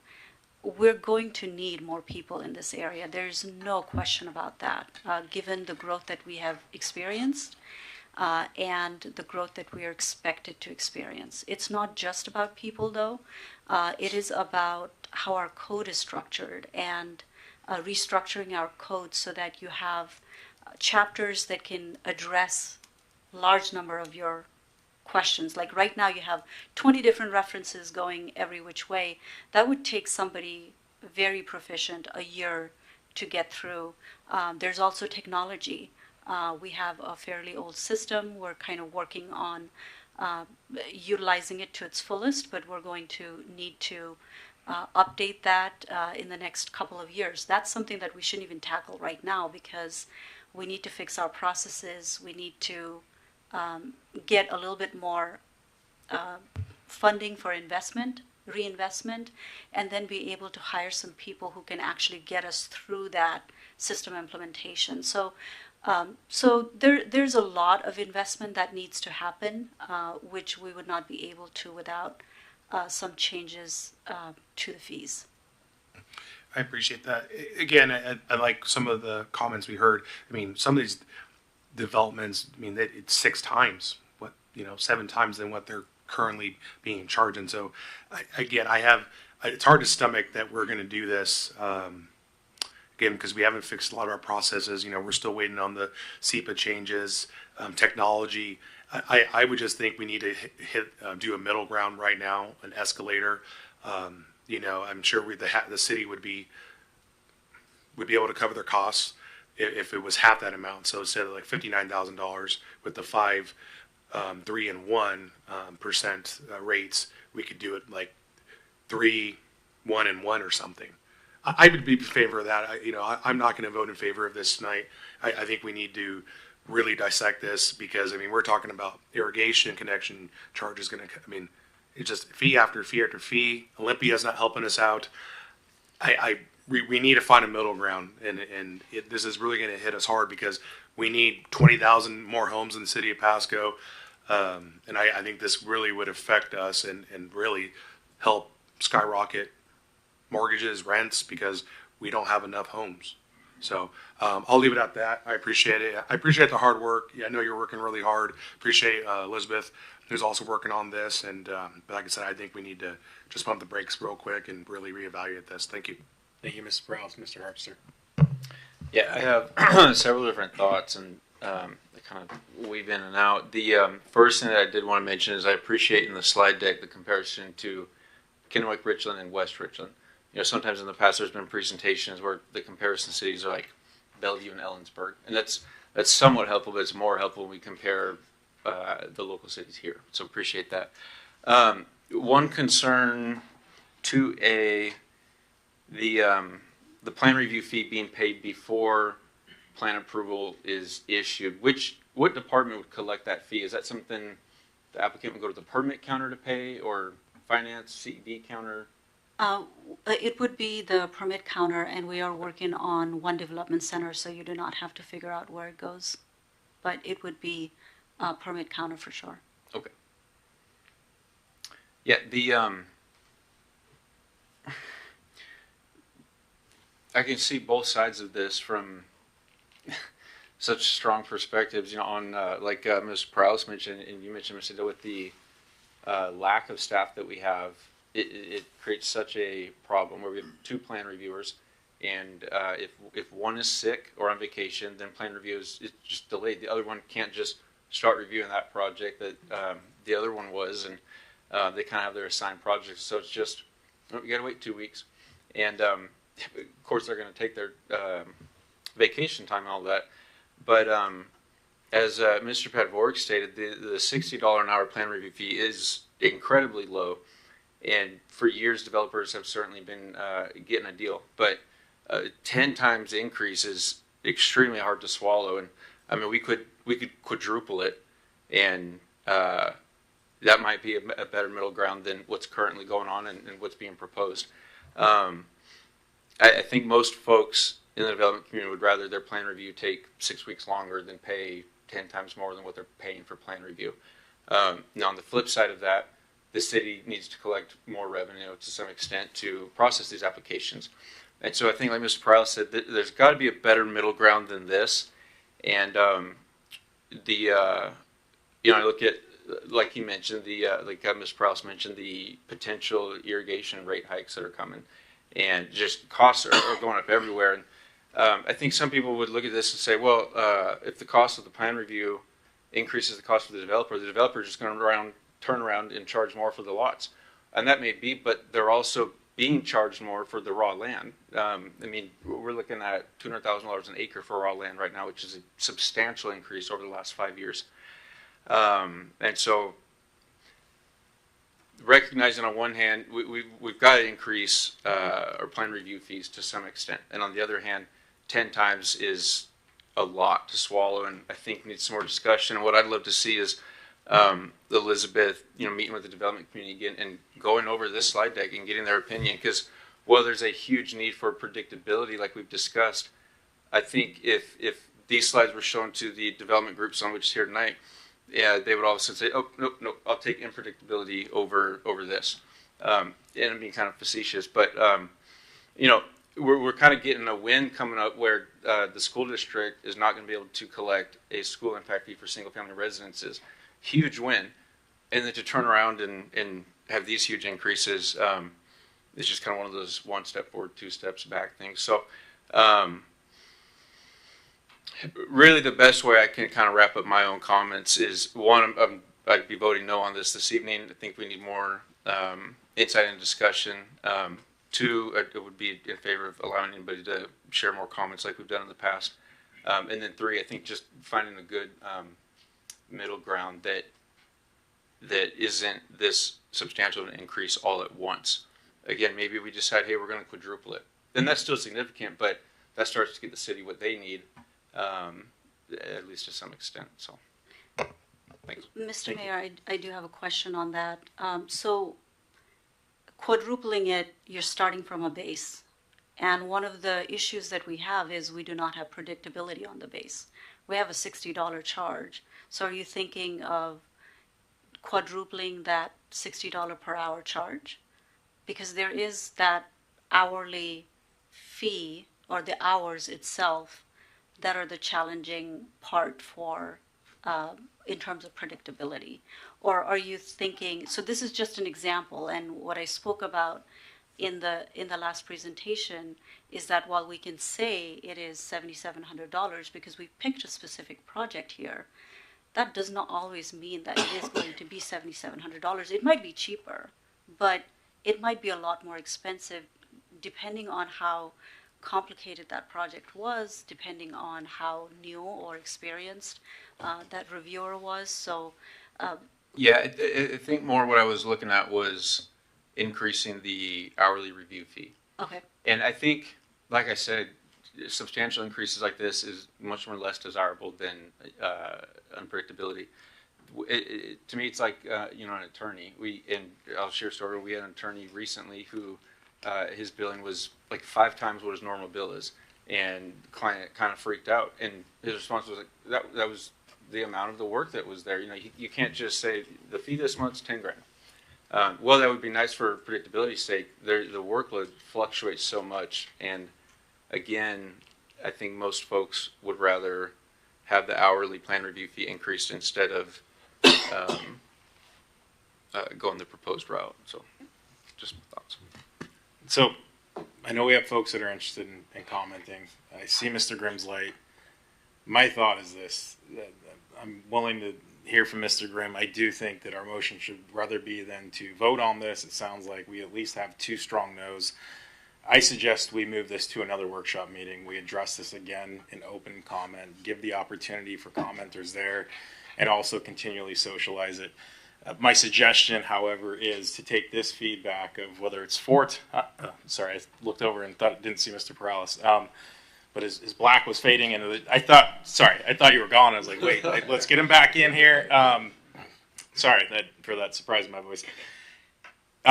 My suggestion, and again, Mr. Grant, I'm not trying to cut your knees here, is that we take this feedback from council and really look at maybe. I hear we got a chicken egg, and one's process and one's money, and they both drive each other simultaneously. We can't fix a process without a budget. We can't implement a new process without a budget. And I understand that. So my suggestion is, I think what we need to do, and again, I'm open to hearing from Mr. Grimm, is table this, bring it back for a workshop meeting, whether it's next week or whatever the next one would be, and then move from there. But maybe in the interim, pulse the development community. Hey, we're going to bump it from 90 hours. We're going to 2x multiplier, 2.5, 3 times, whatever our number is. But give a basis for that, and then maybe a commitment that expedites review, so that they're paying more but getting a better, maybe not a better, but a more succinct or quicker process. So that's my thought on where we should go. Because again, I don't know that we have enough votes to pass this tonight. Now, I could be wrong, and someone's going to make a motion somewhere. And if we have the votes to pass it, we'll pass it tonight. But I'm concerned too that if we did pass this tonight, we're just going to end up back chomping at this. So I don't know that I can support it as it sits. So you at least have 2.5 no's. Mr. Grimm, what do you have for me? Thank you, Mr. Mayor. I also really, my comments are probably really similar to the rest of you that have spoken up so far. And yeah, I look at that, like Mr. Perales pointed out, that is a huge disparity between what we've been charging and our neighbors. Just for a point of clarification, Ms. Sigdell, didn't you tell me at some point that any revenue that comes from this has to be reinvested in the program? It's not like we could go give our chief over there more cops or anything like that, correct? It's got to go right back into this? That is correct. Okay. And to your point also, that the chicken and the egg you brought up earlier, that would, yes, help pay to expedite this process even more. I guess,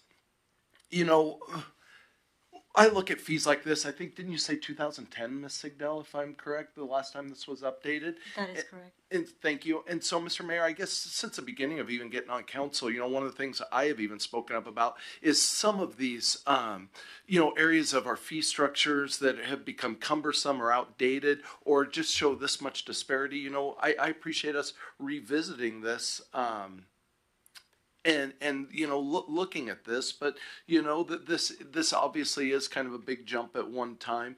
But I would be more, everything that I've heard from staff and developers, I guess my preference would be to go to a to a percentage rather than by the hour. I see staff's point where, they have to keep track of every hour. Anytime, somebody calls or they talk, they've got to bring up that plan and, click on the clock, and it is huge. And then the bills just kind of keep coming. And so, I know some of this is probably better for the workshop that you suggested down the road. But, in the end, I would want us to stay competitive.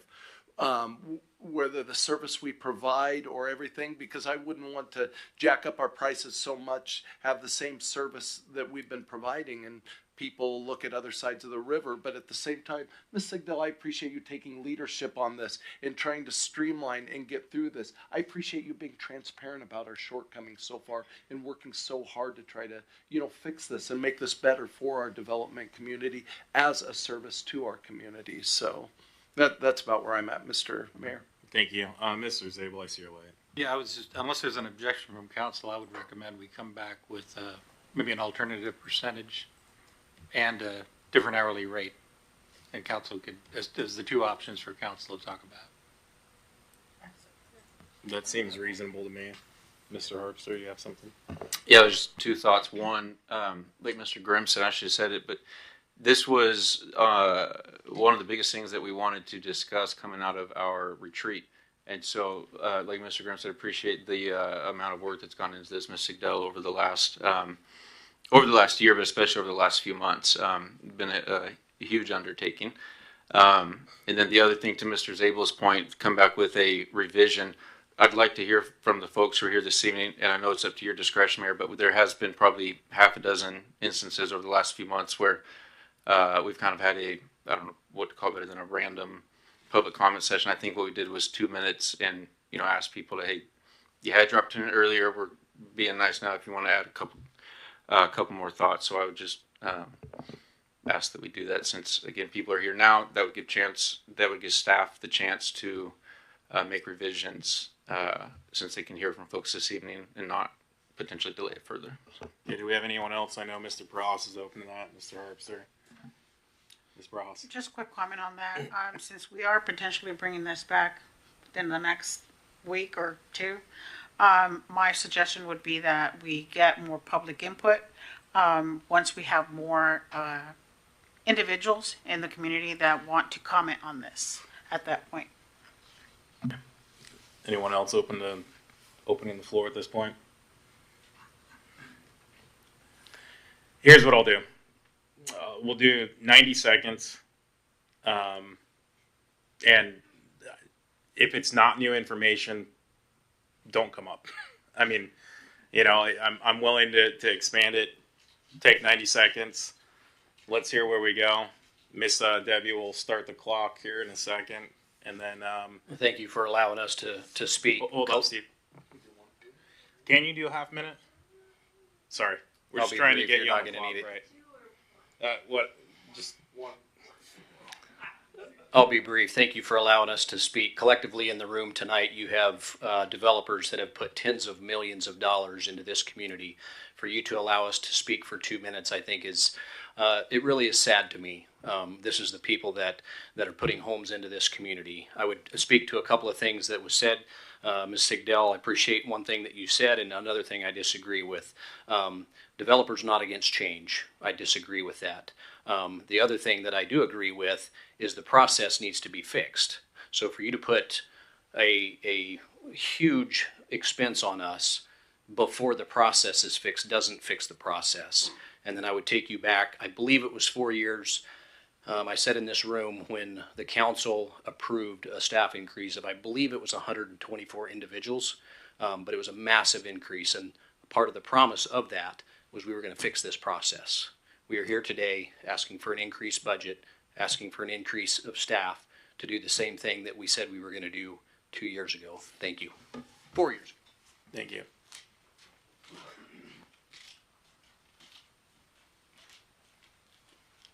Evening. Thank you for the opportunity to speak again.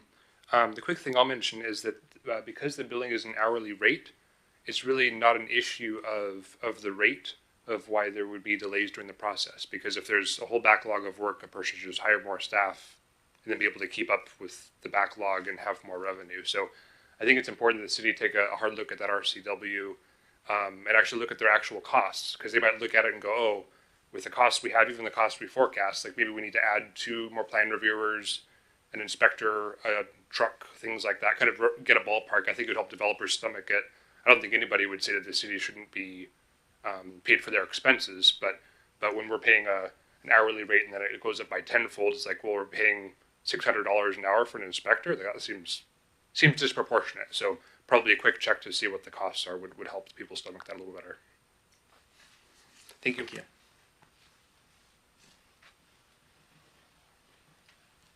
Thank you, Council, for the opportunity to speak again. Derek Alexander. I think the development community would support an increase in the hourly rate. That would be completely acceptable. That keeps staff accountable. It gives everybody an idea of what they're paying for a particular project. Code cleanup, that's a huge issue in fixing the process. That's been part of the issue in the past, is engineers and surveyors come with what's worked in the past. There's new staff on, they understand, interpret the code differently. Then that's that back and forth with 3, 4, 5 plan reviews, and the costs are escalating. That's the unpredictable part, is the hours not the actual fee, the hourly fee. So, yeah, thank you.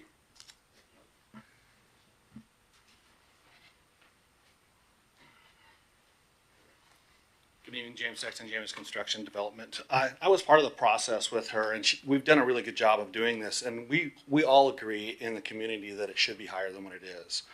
This increase here, if you just take their $1 million at 5%, is 833 hours, right? I wouldn't hire an engineer that can do a development that's on 50 acres for that much money. I'm not going to pay them that. So that many hours is crazy. So we need to just adjust that back down to a percentage that's correct, right? That would work, or an hourly section that says, okay, I'm going to turn in a project that has 60 lots, 70 lots, and that should take about 15 hours to review, because all they're doing is reviewing the stuff that our engineers that we've already paid hundreds of thousands of dollars to do. And they're following your guys' set rules and everything else. So it's a review. It's not a re-engineer or recalculation or anything else. So it shouldn't take them 100 hours to review something. That's all I'm trying to say. Anyone else? Okay. I guess at this point, it is noticed for a motion. I don't know if we want to move to table it. Yes, you just need a motion to move to workshop, I think. So I guess unless Mr. Milner or someone else feels strongly to move this forward tonight, I think the most appropriate would be, and you need, or staff needs a firm date on that, right, Mr. Ferguson? Preferably, yep. So my suggestion is we move it. Can staff come back next week, or do you need more time?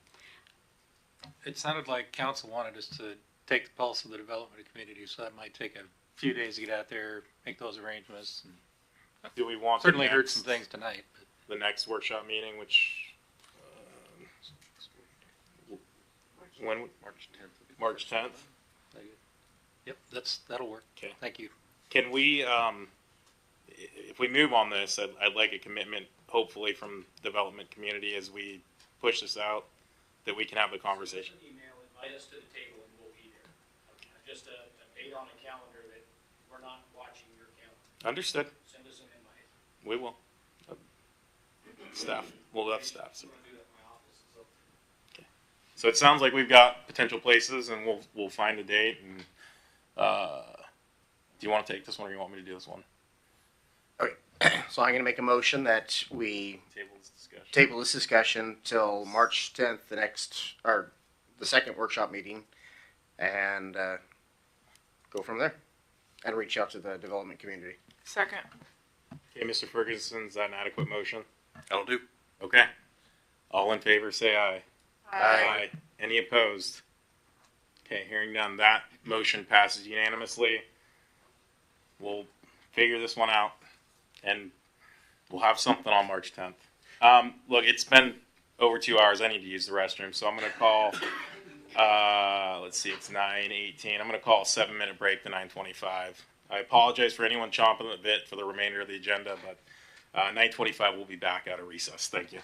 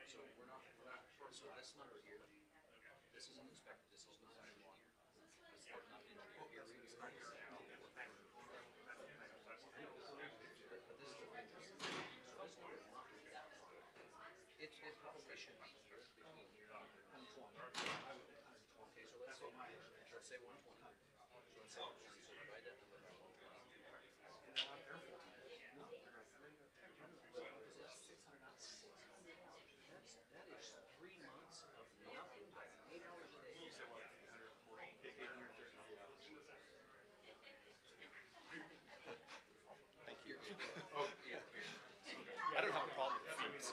I don't have a problem with fees. I don't think.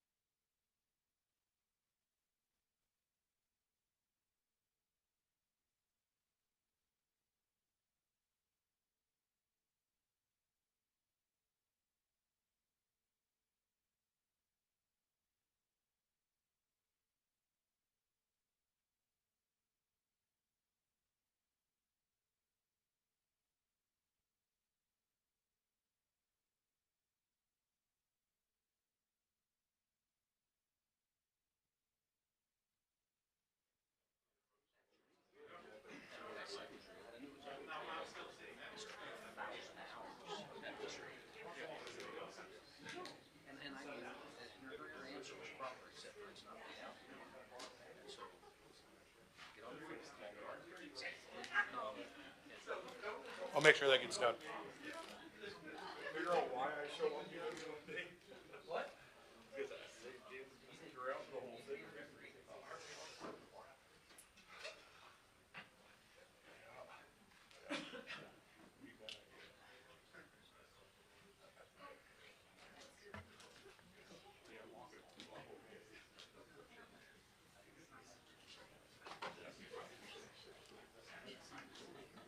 It's 9:25. We are out of recess, and it has been asked that we move item 10E to this point in the meeting. We'd otherwise be at 10C, Charlie. So I'll go ahead and make a motion to modify the agenda to move item 10E to the present place, which is otherwise 10C. Can I get a second? Got a second from Mr. Graham. All in favor say aye. Aye. Aye. Any opposed? Hearing none. Passes unanimously. We will now move on to item formerly 10E, now 10C, which is resolution number 4570, amendment number 2 to the interlocal and financing lease agreement for the Regional Convention Center. Ms. Agnew. Thank you, Mayor and Evening Council. This topic in itself goes way back to 2000 when City of Kennewick created Kennewick Public Facilities District for the purpose of constructing the convention center, which is the Three Rivers Convention Center. And 2 years later, Pasco also created Pasco Public Facility District.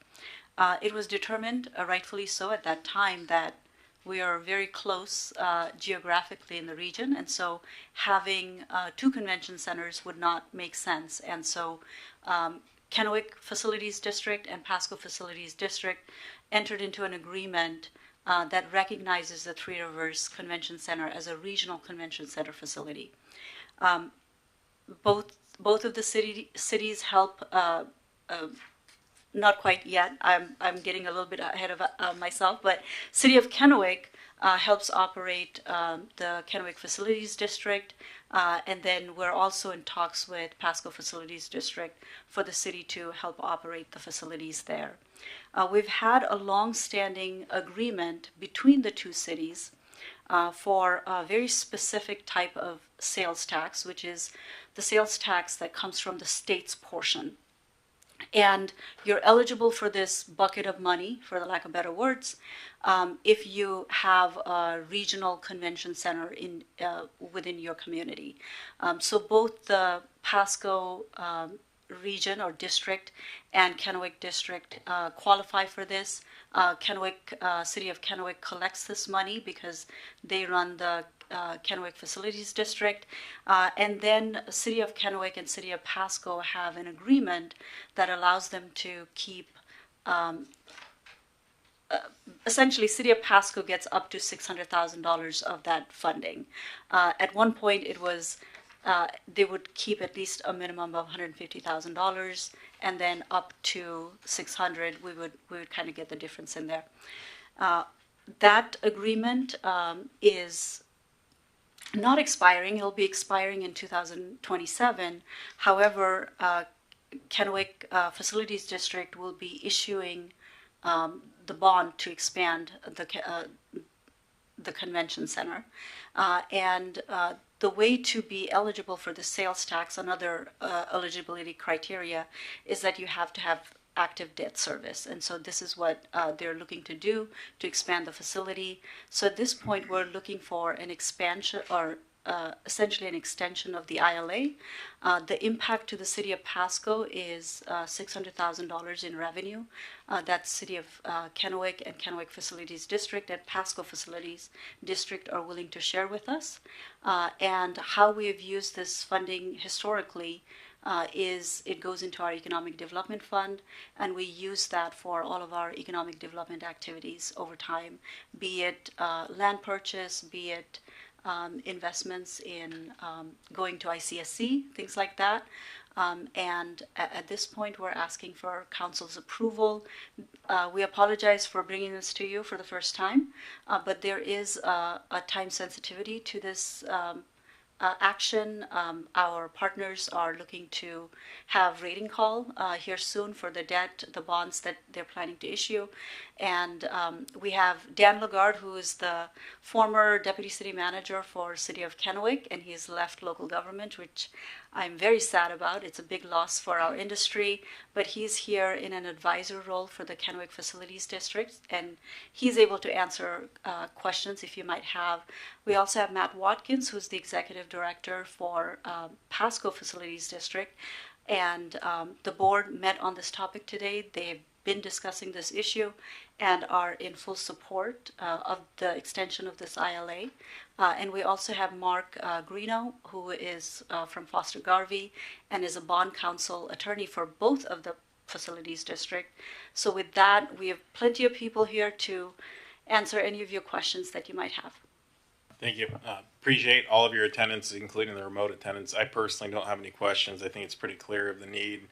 And, you know, I certainly support this, but if staff or if council has questions of staff or any of the folks who have patiently waited, certainly shoot. Otherwise, I'm happy to entertain a motion from Mr. Milne. Seeing none, Mr. Milne, looks like we're going to move this forward. Sorry you waited so long. All right. I move to approve resolution number 4570, authorizing the interim city manager to execute the amendment number 2 to the Convention Center Financing Interlocal Agreement between the City of Pasco and the City of Kennewick. Second. I'll give that one to Harpster. He hasn't done that for a while. So, Mr. Milne brought the motion. Mr. Harpster second. All in favor say aye. Aye. Aye. Any opposed say nay. Hearing none, it passed unanimously. Thank you for your time. Glad we could save you a handful of minutes. With that, we're going to move to former item 10C, now 10D. Resolution 4568, Memorandum of Understanding with the Washington State Department of Archaeology and Historic Preservation for the Martin Luther King Jr. Community Center renovation expansion project. We got Miss Sarah, and hopefully it'll be shorter than 10 minutes. Good evening, Mayor and Council members. I will be very brief with this item. This is a memorandum of understanding related to the project for MLK expansion and renovation. This memorandum of understanding is part of our historical and cultural review performed by DAP, the Department of Archaeology and Historical Preservation. And it was identified that by renovating this community center, we would make it ineligible or hinder its eligibility for remaining or becoming part of the historical listing of buildings. And one way to mitigate that risk is by complying with the statements that are included in that MOU. And I will quickly summarize what those look like.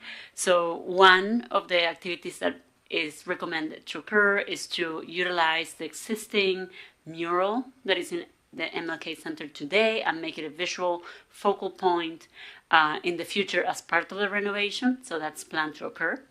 Other way to recognize the historical nature of this building is to name some of the rooms in honor of those from the community who participated and advocated for the construction of the building originally.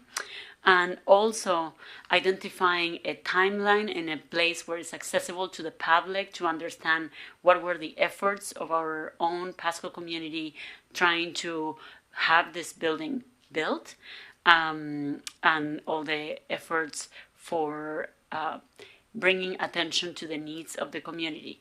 Therefore, the implementation of the MOU is anticipated to occur in the successive phases of the project, right? So phase one is in an area where there's limited access because Head Start is who is using that area. So likely the best implementation that we can do in phase one is the naming of rooms, and then phases 2 and 3 will allow for implementation of the other measures that are identified.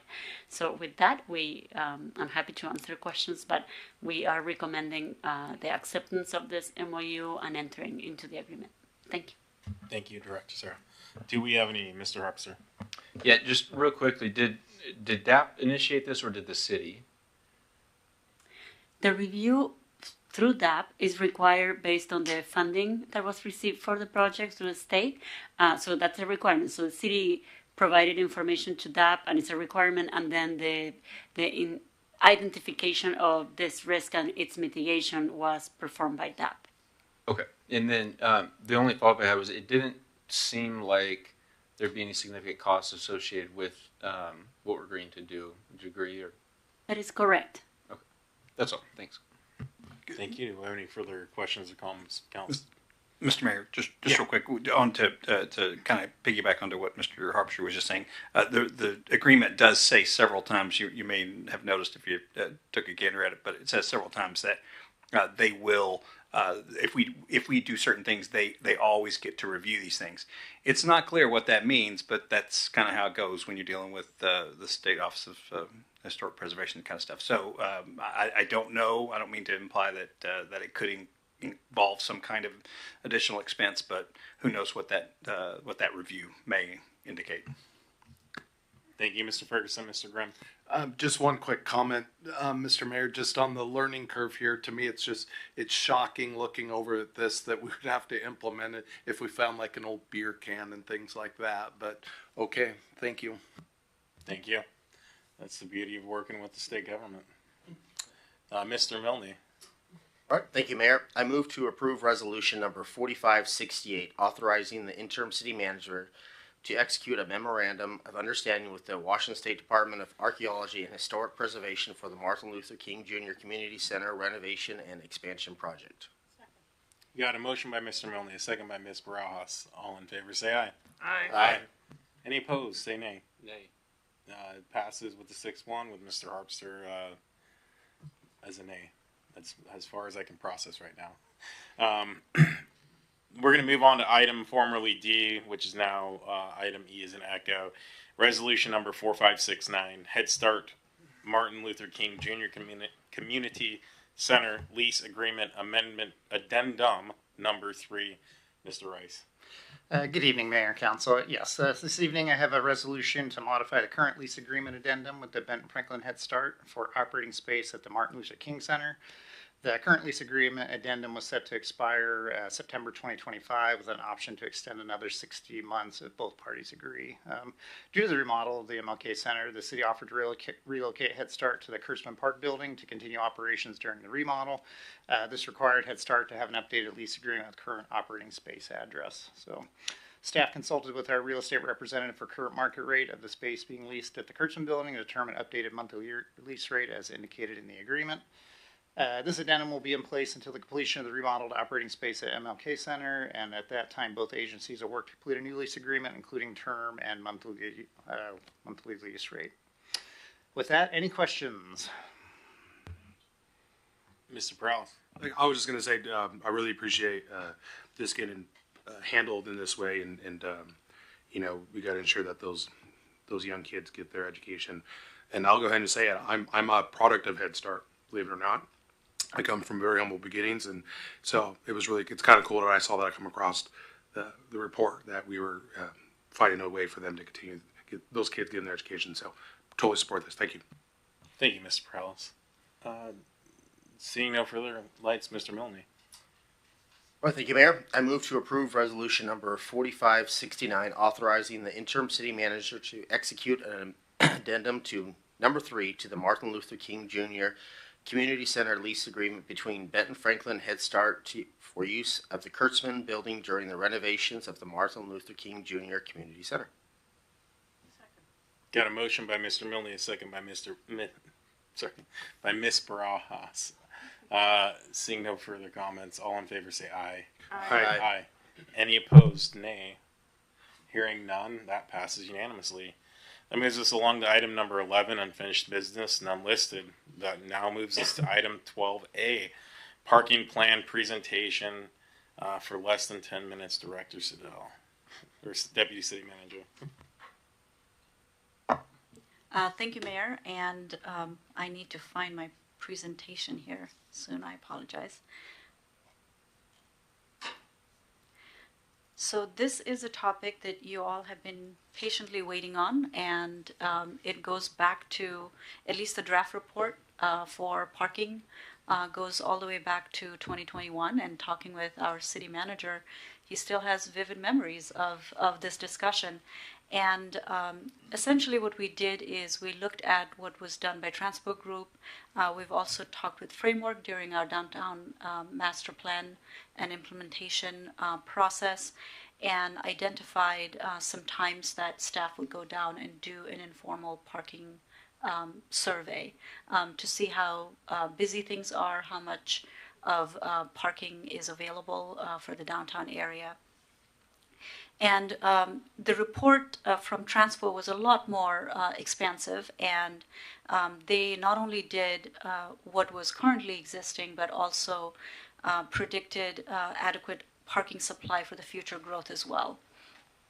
There are some issues with parking, it being downtown, and one of the challenges that there is a video here.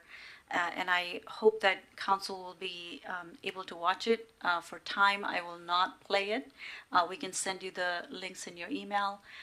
But it is a really good illustration of why we think that there's usually parking problems in any older downtown areas.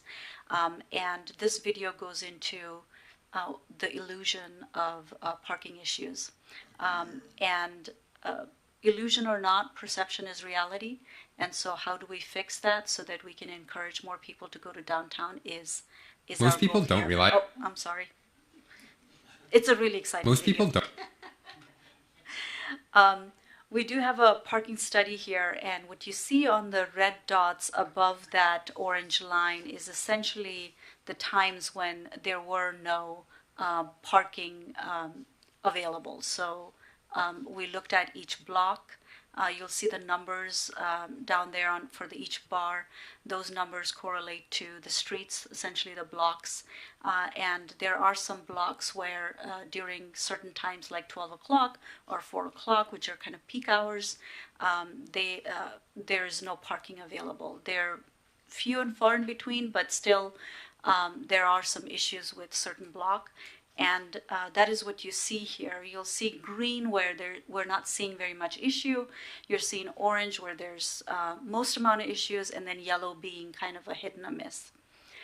So you will see some orange areas here. However, it also changes depending on weekends and if there's activities going on in the downtown area. Just more activity in the weekends and different types of hours.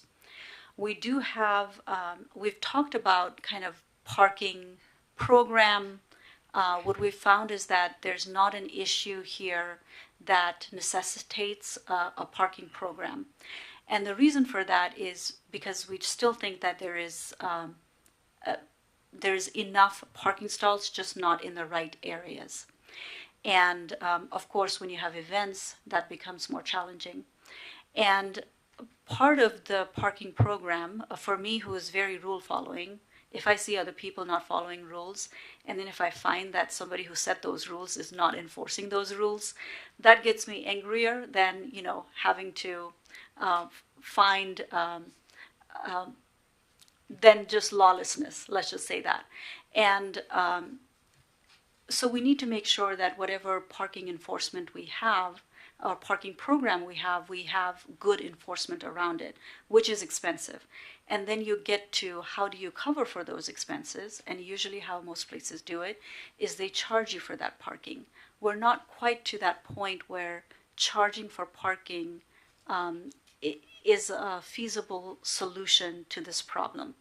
What we do have are some, at this point, city-owned properties that especially the former site of the Thunderbird Motel that the city acquired, that we could use for a parking space.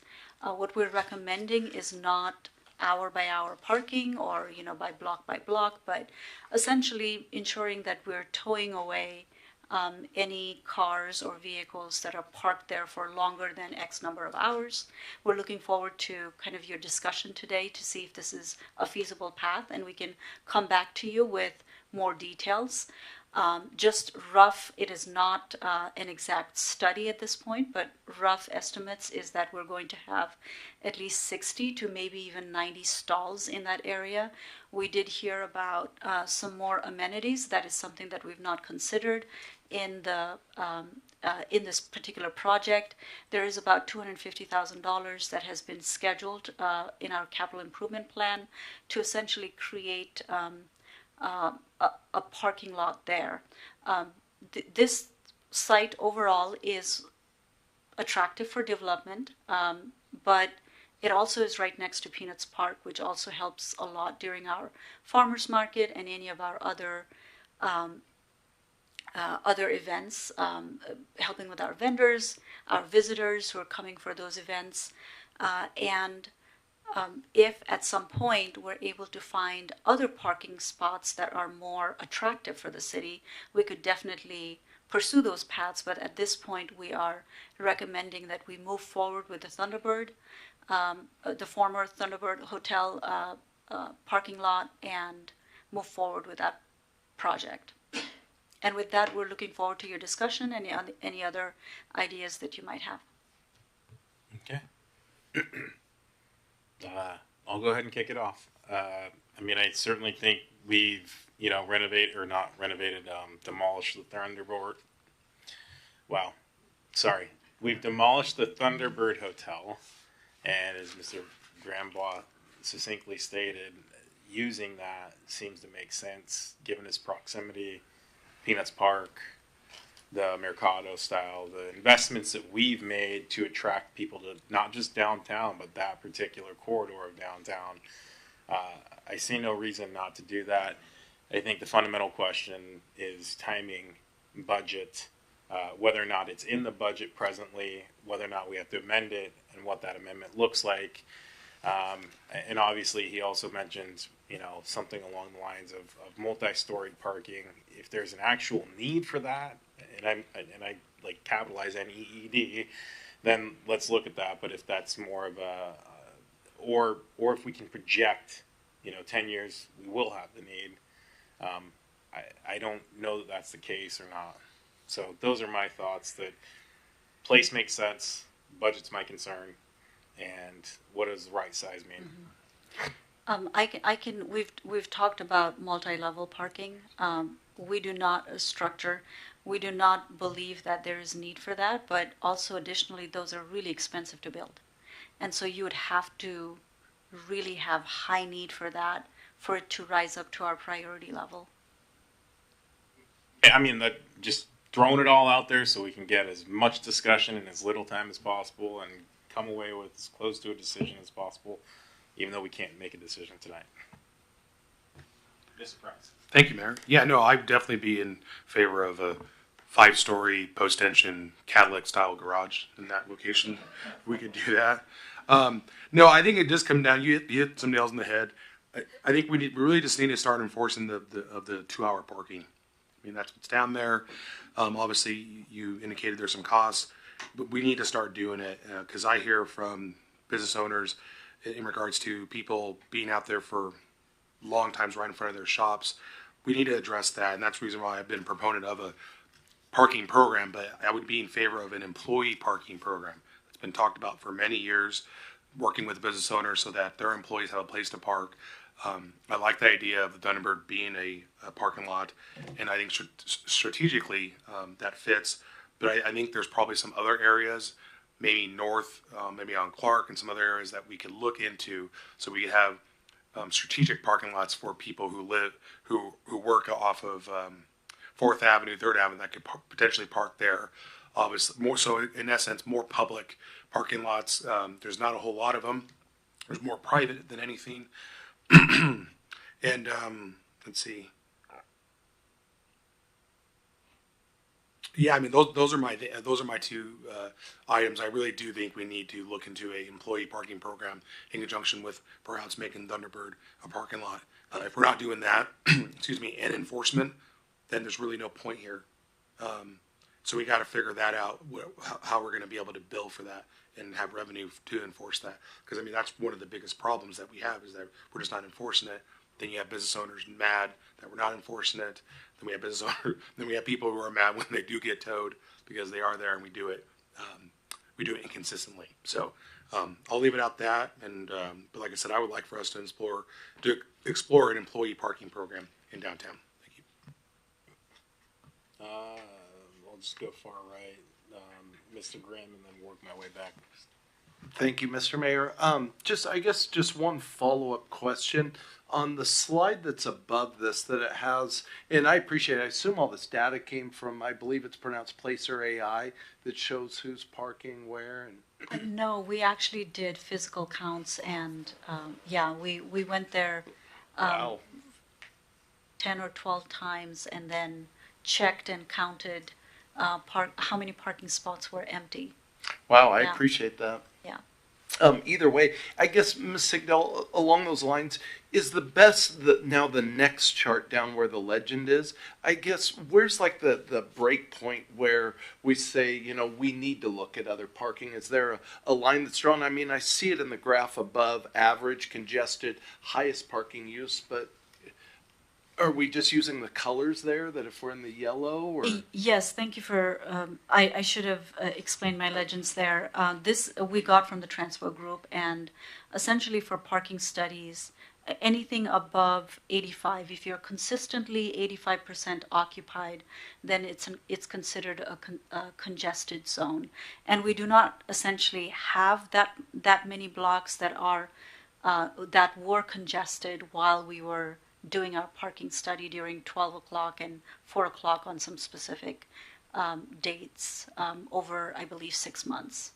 So anytime, the national standard is anytime you have over 85% on a consistent basis, then you have a congested parking issue. Okay, I really appreciate that clarification. And I guess just to your point, Mr. Mayor, to me, you know, part of it comes down to budget. And anytime we spend money and we're still not putting a dedicated traffic unit on the road, I'm a little anxious down at this end of the dais. So thank you. Sounds good. Ms. Barajas. Thank you. So in regards to the 2-hour parking, I know I received a lot of comments and a lot of calls throughout the years that I've been in council. It's been an issue constantly. We've tried to enforce, and sometimes, or many times, the people that did get ticketed were the shop owners that were there parking for extended periods of time. I agree there's no designated parking spaces for shop owners. Some of them can't even park in the back of their buildings because there's probably no area to park back there.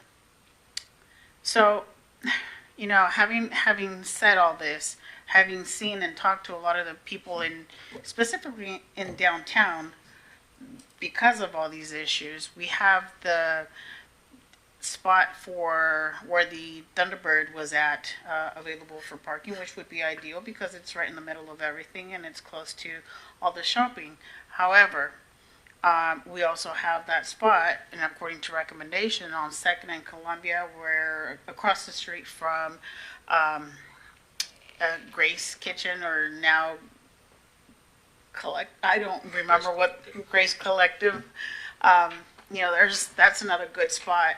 And I'm going back on communications, reading that basically if we were to put a parking over in that area, 2nd and Columbia, individuals might not like parking out there. However, a comparison would have been that I've seen is going to Walmart. You're parking at Walmart parking, which is huge. And you walk clearly across the whole parking field into the building. You walk around the building, you probably would have walked even longer than having parked over on 2nd to get to Farmers Market, to get to any of the shops in downtown. I don't think that extending parking periods would benefit, because we'd still get complaints from people saying, hey, you know, there's still no parking. So-and-so has been parking there for 3, 4, 5 hours, 6 hours. Enforcement is needed, but we currently don't have the staffing. We currently don't have the means for enforcement. So my suggestion, my thought would be allow for the parking to come over on 2nd and Columbia, and the location of the Thunderbird. You know, that downtown is growing. I see a potential for other businesses developing in that particular area, which would probably bring downtown and City of Pasco more revenue than a parking area. That's my suggestion.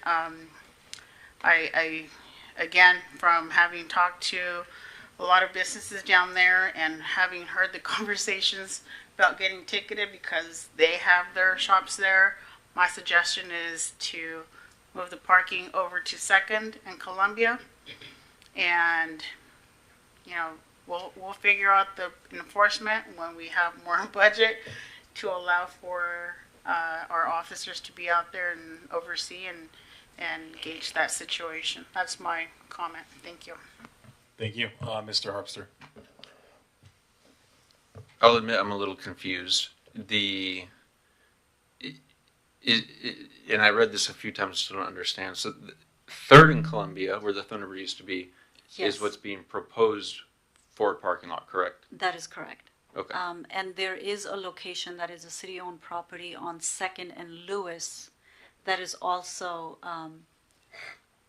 another site that could be utilized, though the capacity... Is staff thinking and No. both, or just one of the two? Just one, just for budget's sake, and take kind of incremental steps. It also does not have as much capacity year-round because we have our cadets who park there quite a bit, and that's 9 months out of the year operation. There's about 20, 30 of them.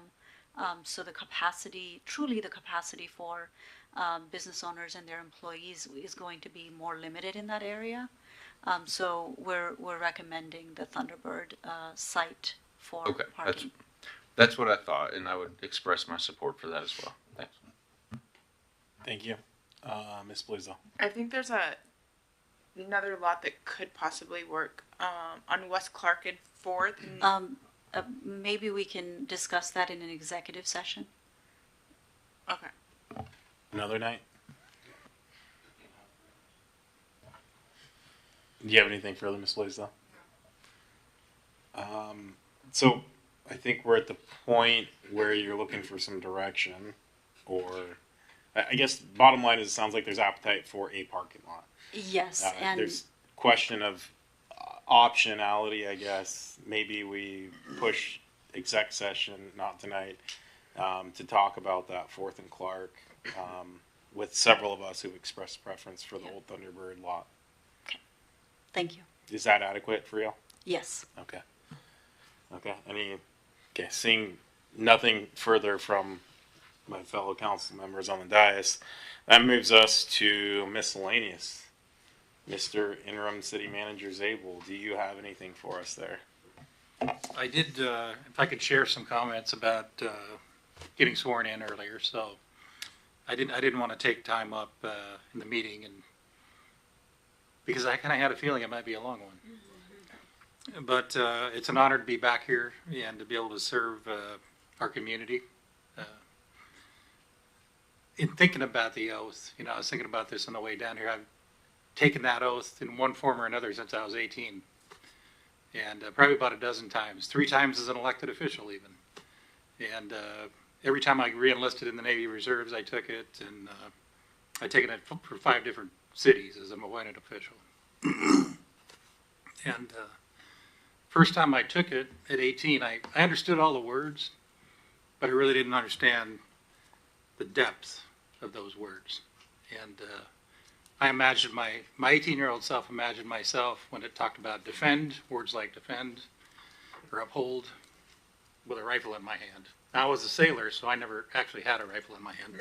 So, except for the one day they trained us so that I wouldn't hurt myself or anybody else, just in case I had to do that. The struggles and the challenges and the things you deal with over a career kind of add a lot of meaning to those words. And I'll get a point to all this, but they add a lot of meaning to those kind of words, and they give you a greater appreciation for the weight and the nuance and the responsibility of that oath for the taker of that oath, and which includes the 7 of you.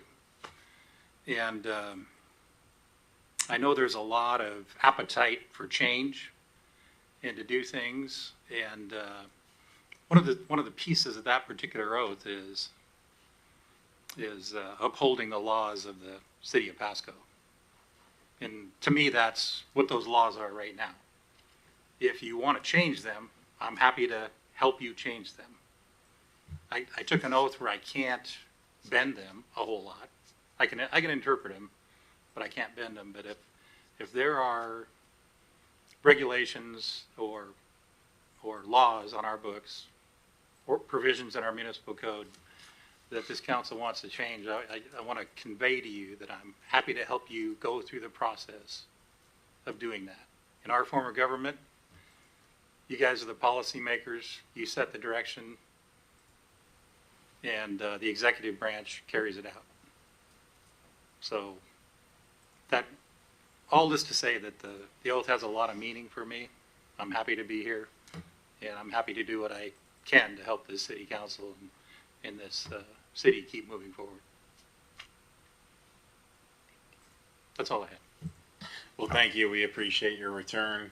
I'm grateful for your willingness to work through these issues and all the ones that are forthcoming. Let's see. Ms. Brajas, you were first, so I'm going to go out of normal order. Go ahead, Ms. Brajas. Oh, I thought you were still making comment to Dave. Just a quick question to staff. We had an individual here coming in to talk about the issues in her mobile home park. Not sure if anyone took the contact information. I know we're not the venue to do much, as they have a landlord, a property manager, I'm assuming. So I don't know if there's any way we can get that person's contact information and just try to maybe, I don't know, be the intermediary person between whatever entities are involved in making sure that all the tenants in that mobile home parking area are helped. Just a comment. Yeah, there's some information, kind of trickled out through email during that testimony.